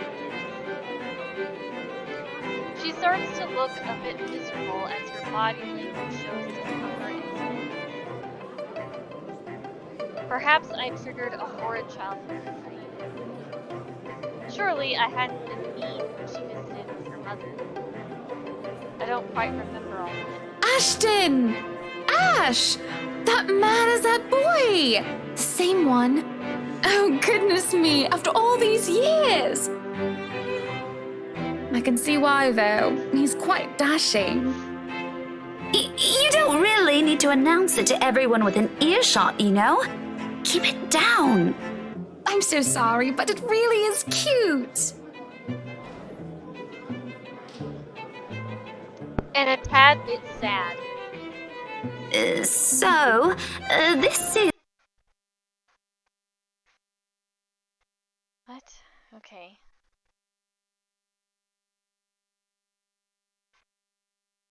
Is a nice party, Miss Wright. Please, Anna's fine. We're friends of a sort, aren't we? We must be friends, seeing as I know about your little infatuation, Becky. Don't you worry, dearie. You'll have your happy ending yet.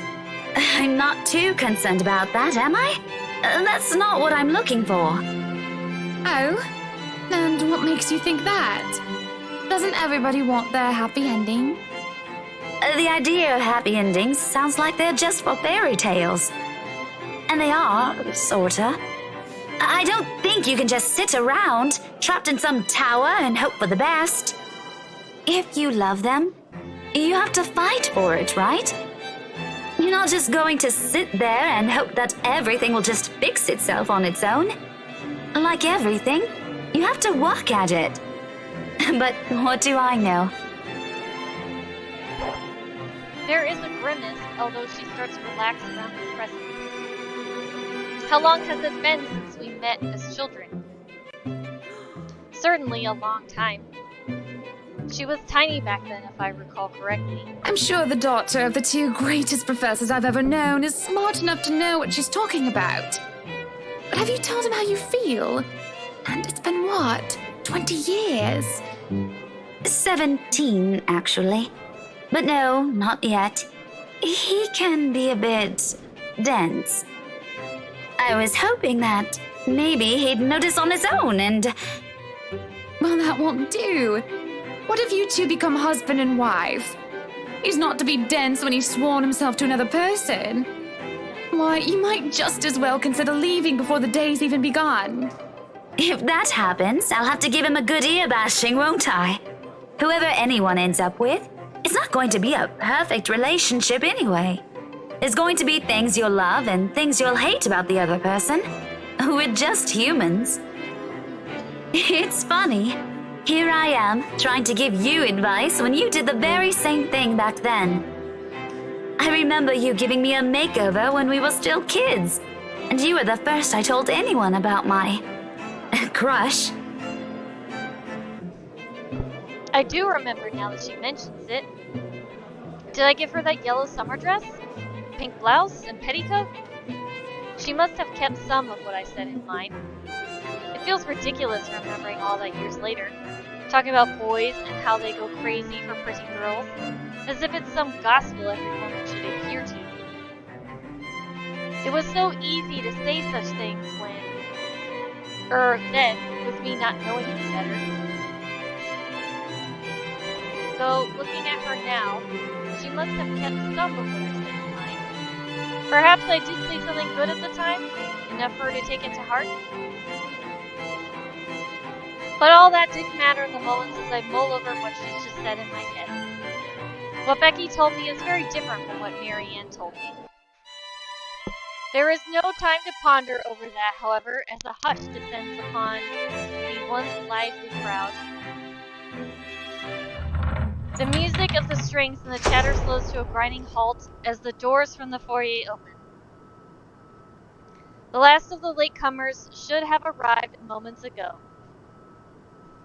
Anyone else this late would simply be too embarrassed to show their face. So this can only be one person, or rather one man.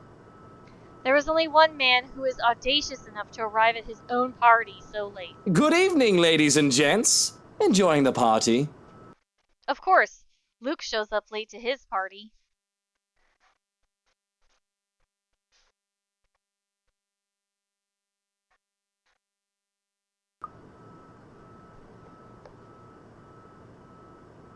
I hope I'm not too late in welcoming you all to the right mansion.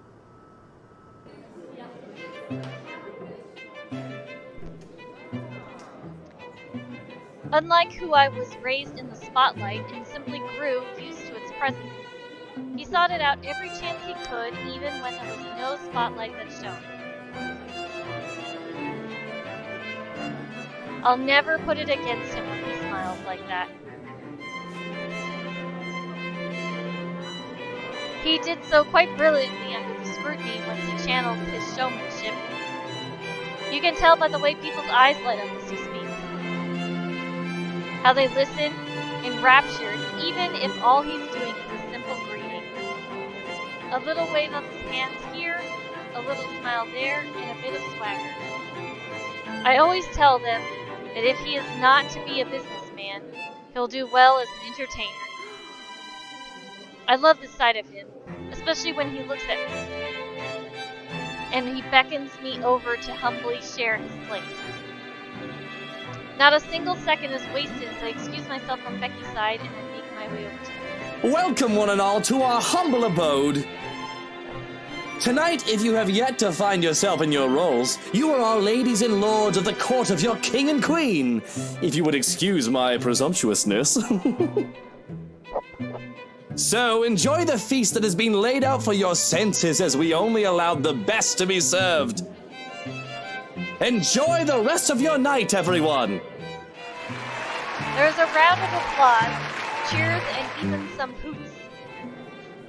Guests approach us left and right to shake Luke's hand and greet him personally, praises on their lips. It is because of this that I do not see her. I do not see her until she is dangerously close with fury in her eyes and she's already spitting venom. Johannes restrains her, taking care not to unnecessarily harm the pregnant woman. But that does little to deter her rage, and the man has no choice but to let her go, lest an unborn child is hurt. Although it might be too late for that, as I see an emptied glass of wine in her hand. How much has she imbibed in? Are you feeling ill, Rochelle? Perhaps you need to sit down and... No! Shut it, you munter! I ain't talking to you! I'm talking to this scumbag over here!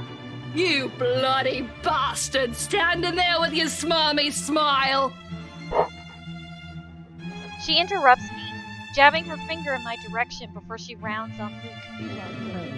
Even as whispers and murmurs break out amongst the guests, all I can focus on is the heat of the moment. Obviously intoxicated, judging by the smell of alcohol on her breath, I'm not ticked off about this little display of hers, at least not yet. But I am absolutely pissed by the fact that she'd endanger her own baby by drinking. There is a considerable amount of restraint and grace that I must exercise while I wait for her tantrums to subside. I keep a patient if tight smile on my face. Luke's expression, on the other hand, is indecipherable. Watch your tongue! You're on thin ice, Rochelle. Where's your husband? Who even invited you? I did. And I told you with great emphasis not to. Now we have a drunk, hormonal, pregnant woman causing a stir. What is even going on? I'm just about to ask the same thing. I don't know. But Rochelle, do calm down before you hurt yourself. I can't understand a word you're saying. Where is that husband of yours? Lee! Collect your wife right now! Don't you fucking talk like I'm not here and you're not responsible, you ass! You told me that I should wait for you in the gardens! Excuse me. What is this nonsense you're going on about? Crazy talk! That's all it is! Just completely and utterly mad! Has anyone seen the Chief Inspector? I am pregnant with your little bastard. You promised me you'll take responsibility. God damn it, Luke. I finally got you to talk to me after months of silence, and you do this to me. What? What do you mean you're pregnant with? Luke, is this true? Lies and slander, woman! Security! Johans, take her out of here before she makes an even bigger fool of herself! No, you do not do this to me. I was so ready to leave my stupid oaf of a husband. I told you to leave that damn wife of yours. Look at her. Does she look like she wants a baby? Does she look like she could take care of a baby? It is now that Johans returns with security, along with the concerned-looking Officer Lee. They surround her and move to escort the hysterical woman.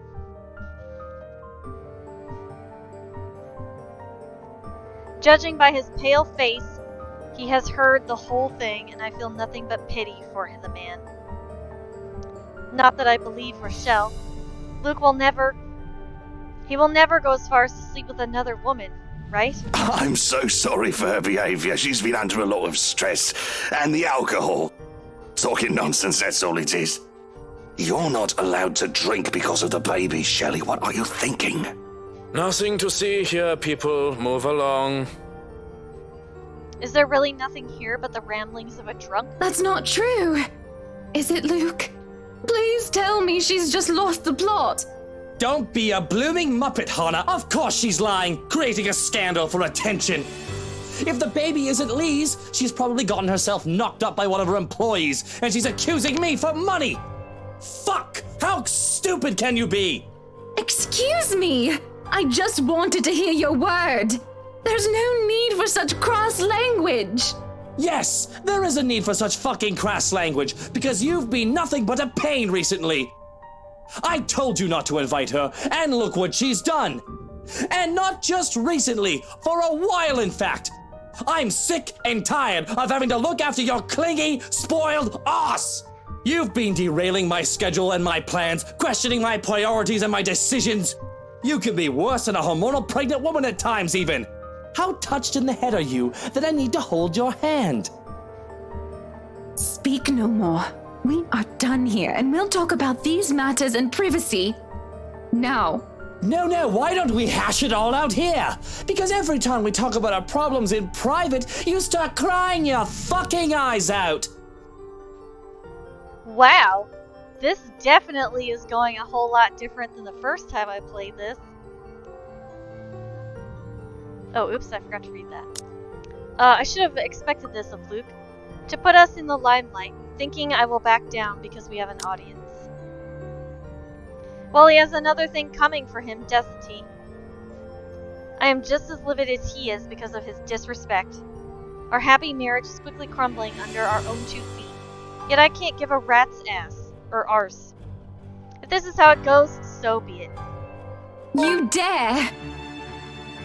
I dare. Oh shit.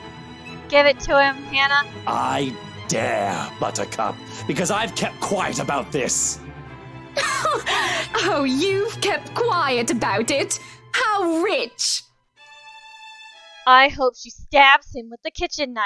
Is that so terrible of me? Yes! No, I've had enough of this! Do you think I don't see when you try to creep up some whore and get up her skirt? Oh shit. You would be nothing without me. Yeah, that's right. You tell him, Hannah. Your company would be buried in debt and you'd be begging on the streets if it weren't for me! She lies! Don't listen to her! And I've had enough of you. So guess what? Fuck you, Luke. Yeah! You tell him! I'm so happy.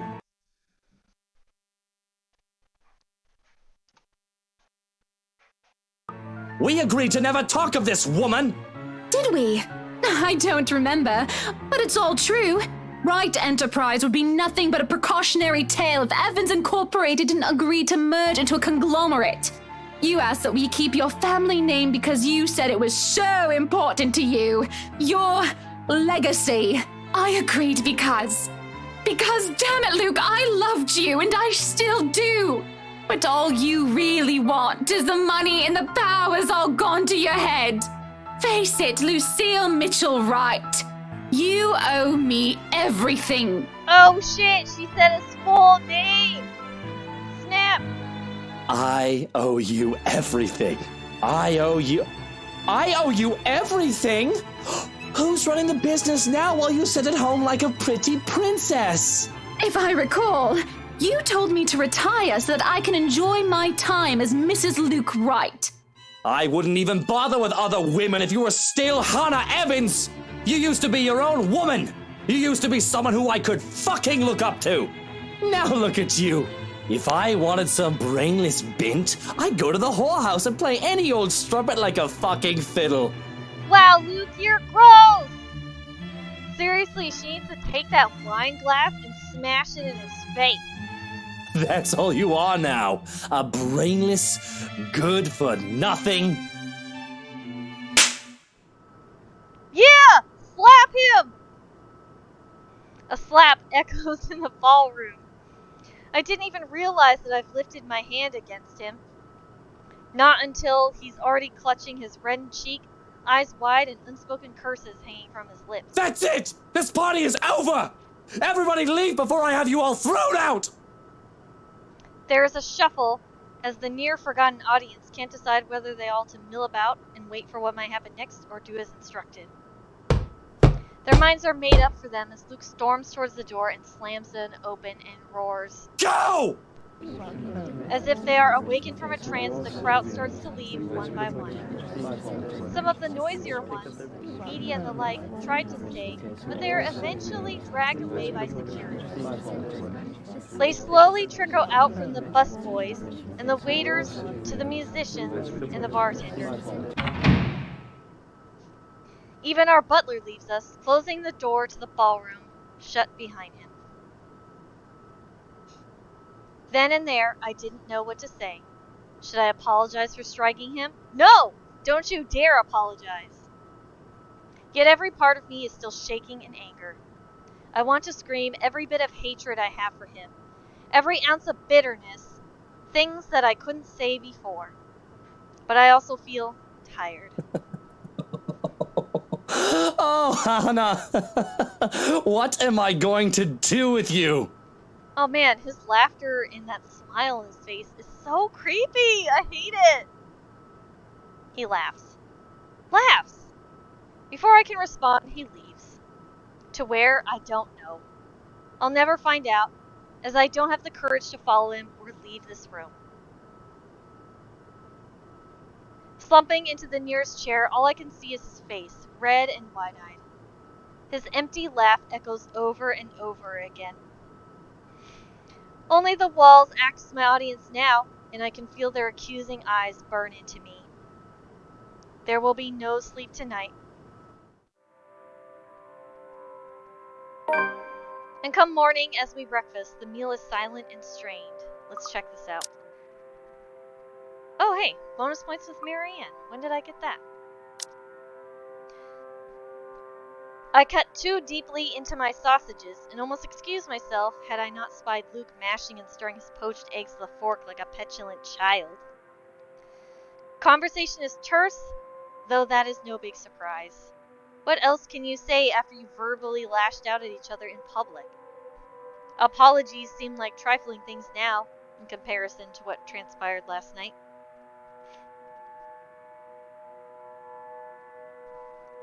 I'm not the one to rush when eating, but withdrawing sounds like the best course of action.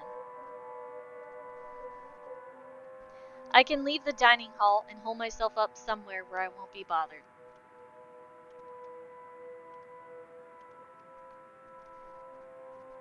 And he has work today.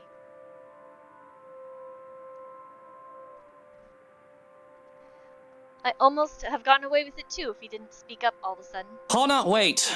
Don't go just yet. Please. What is it, Lucille? Oh shit, she's calling him Lucille! I have thought upon it that perhaps I am at fault for what happened yesterday and for your frustrations. I have been a neglectful husband, and if you would still have me, I hope to correct that. Oh shit! He's owning up to his mistakes. There's not much to do today for me, and I was hoping that we might be able to talk it out. If you are willing to still work it out with me, you will have my afternoon. Oh shit! Just your afternoon. He stands and approaches me with steps careful and wary. He treats me as if I'll take flight at any moment, and it'll be ridiculous if I don't find it even a tiny bit endearing.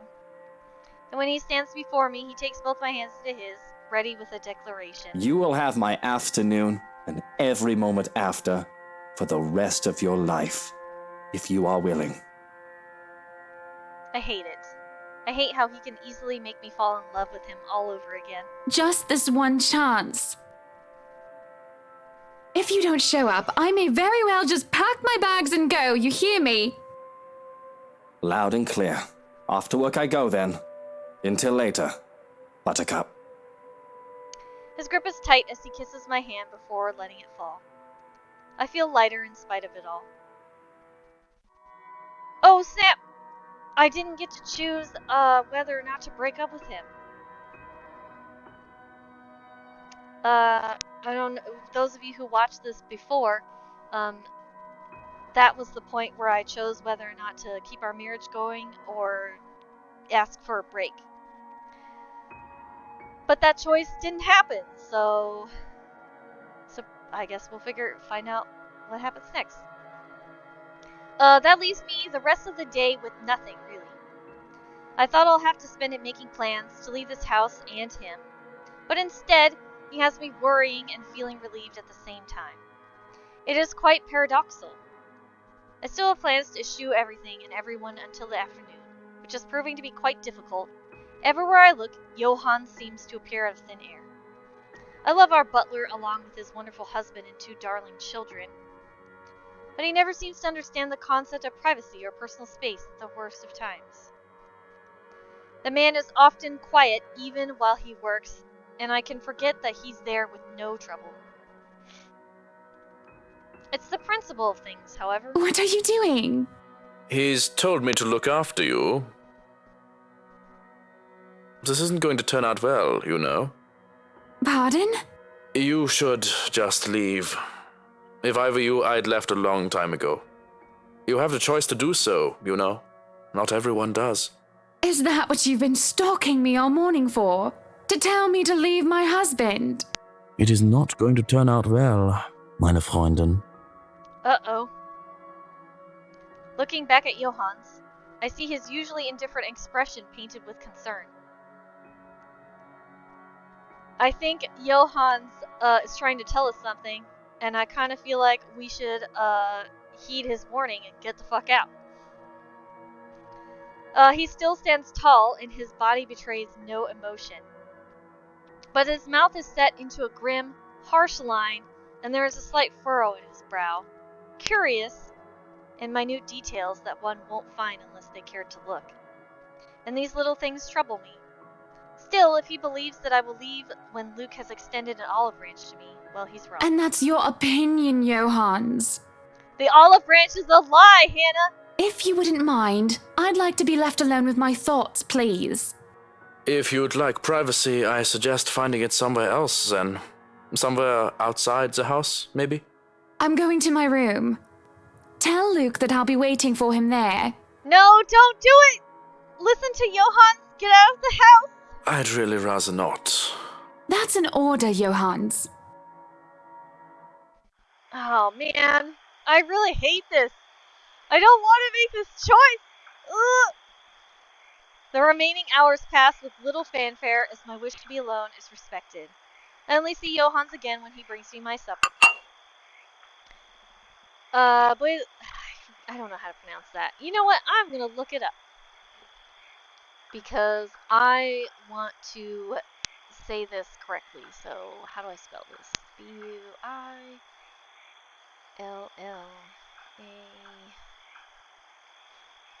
Okay, how do I pronounce it?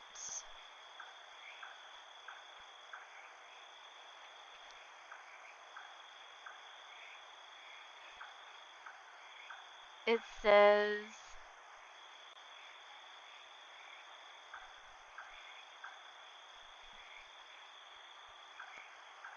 bouillabaisse is what it says. Okay.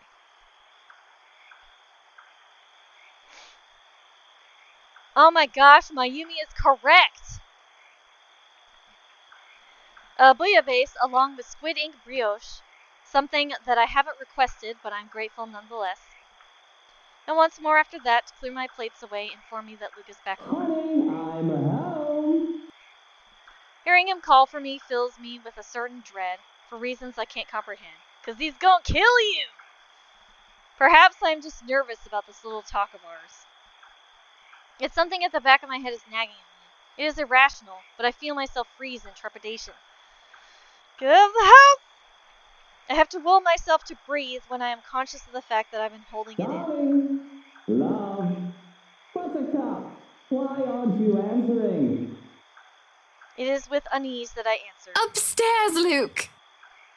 There is a moment when I am nothing but a bundle of nerves.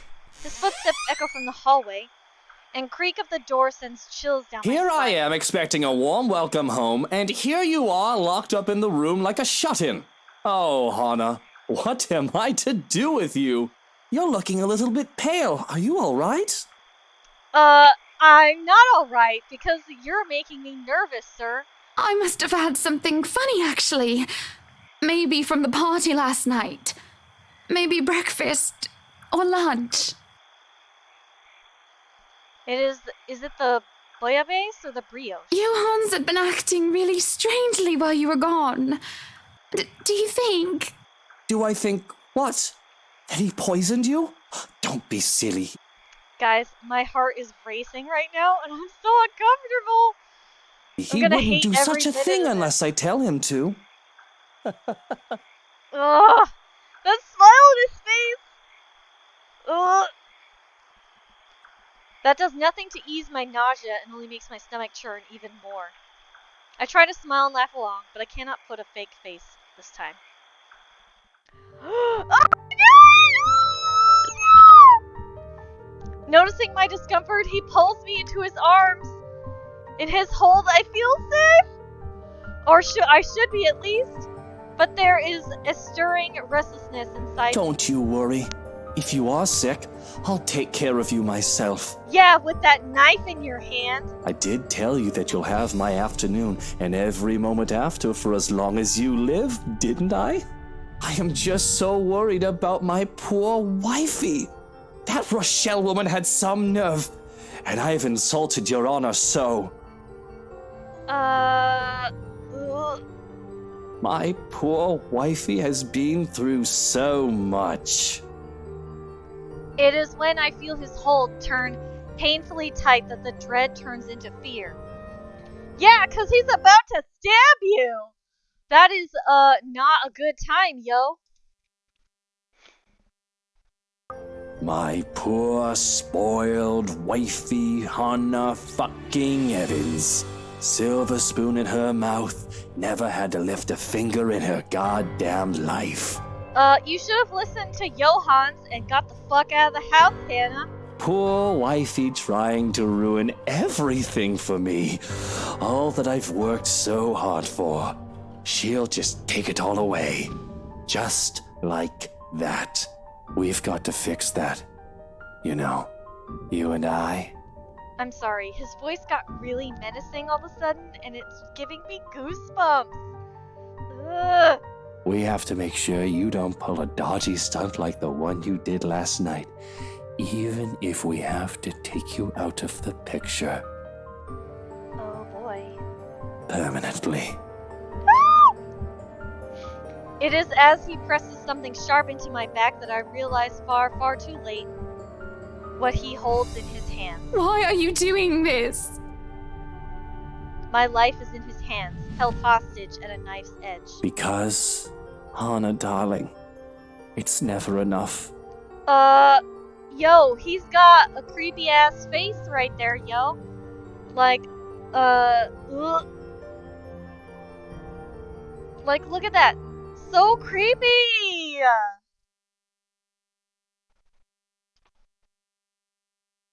I want it all. And he wishes to end it. Does he not love me anymore? Clearly he does not. Because people that love their spouses don't stab them. Has our ties eroded so badly that he'll even go this far? This is preposterous. Surreal.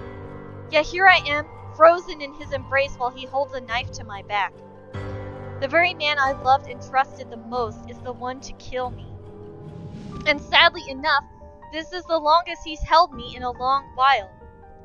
It is a contradiction, both beautiful and horrific. How did it come to this? You don't have to do this. You can still have it all, Luke. Just please. Don't you love me? That makes him pause. Oh, I still do, Hannah. I do love you. But you're outliving your usefulness. In fact, you're becoming a pain in the arse, just like your dear old dad. Now I'm doing you a favor, and you'll be with him again. Oh shit, did he murder her dad? Ugh! Real soon. Dignity and grace is forgotten as I become a blubbering mess begging to be spared. Please spill from my lips prayers to Luke for his mercy because... Please, I don't want to go. I'm not ready to go. I still want a family. Our family. I want to do more. I can't help but cry about the things that could have, should have been. A husband, children, and a home. But am I going to be cut short? Yep. My pleading falls on deaf ears. Shit, he fucking stabbed me. Oh, man. And although I don't feel it immediately, the way he loosens his hold on me says as much. His eye is twitching! Ugh! There is no pain at first, only shock until a dull throbbing radiates from my back.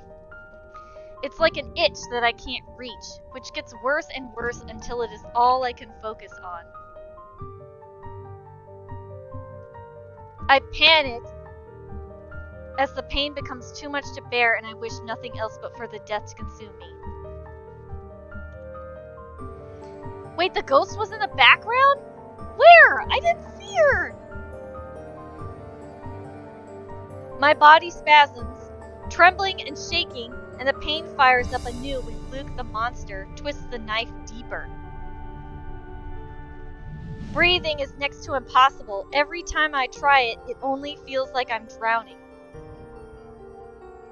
Soon enough, I taste blood on my tongue like copper, yet salty and sweet. And here I am laughing, like a bloody loon, though my laughter is nothing more but a raspy chuckle. Slowly, I'm losing myself. What's so funny? Deeper and deeper yet. He starts laughing. We would have been so cute. I drown in his laughter.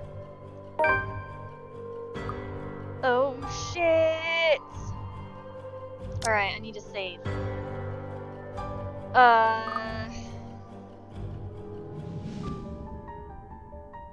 guess I'll pick this one.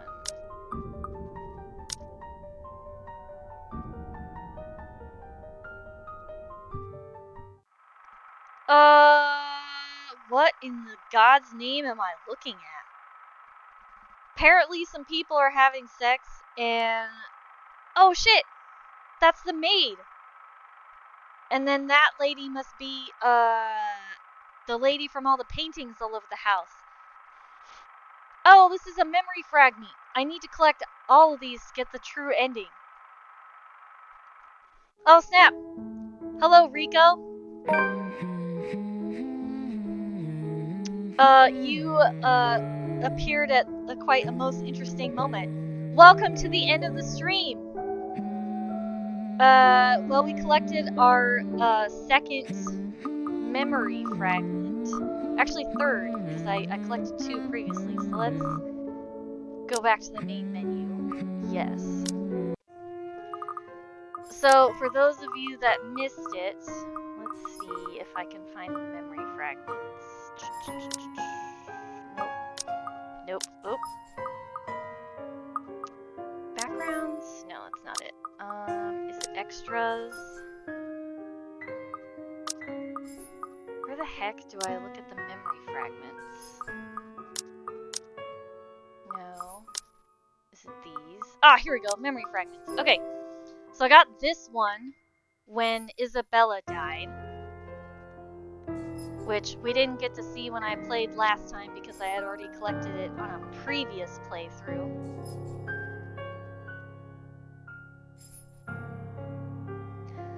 Yeah, so if Hannah gets possessed, she becomes super obsessed with Luke. And what I discovered is that Hannah gets possessed by this maid lady, who is super in love with this dude right here in the middle. Anyway, we're gonna back out real quick. This is the memory fragment I collected when Zach died. I'm not sure what's going on here, but it looks like the maid's being tortured and then the wife is just watching, because that's not creepy. And then this memory fragment, oh boy, is the one that we got just now from Hannah dying. Anyway, thank you for watching, and I will see you all again for Zachary's route on Tuesday, May 3rd. And he will have to die, unfortunately, for us to get the next memory fragment. However, I already got it, so it'll just be sad for all of us to witness. Oh shit, you're right, Mayumi, that's not her husband. Hang on, we gotta go back and look at this. So, that's her husband. Okay. And then this man, at least from the back end, definitely doesn't look like the husband. Which means that she saw something she shouldn't have. Thus, she got tortured. Okay, things make more sense now. Anyway, once again, thank you all for watching. I hope you were sufficiently spooked and sad that we lost Hannah. And join me next time for Zachary and his unfortunate demise. Have a good night, everyone. See you next time.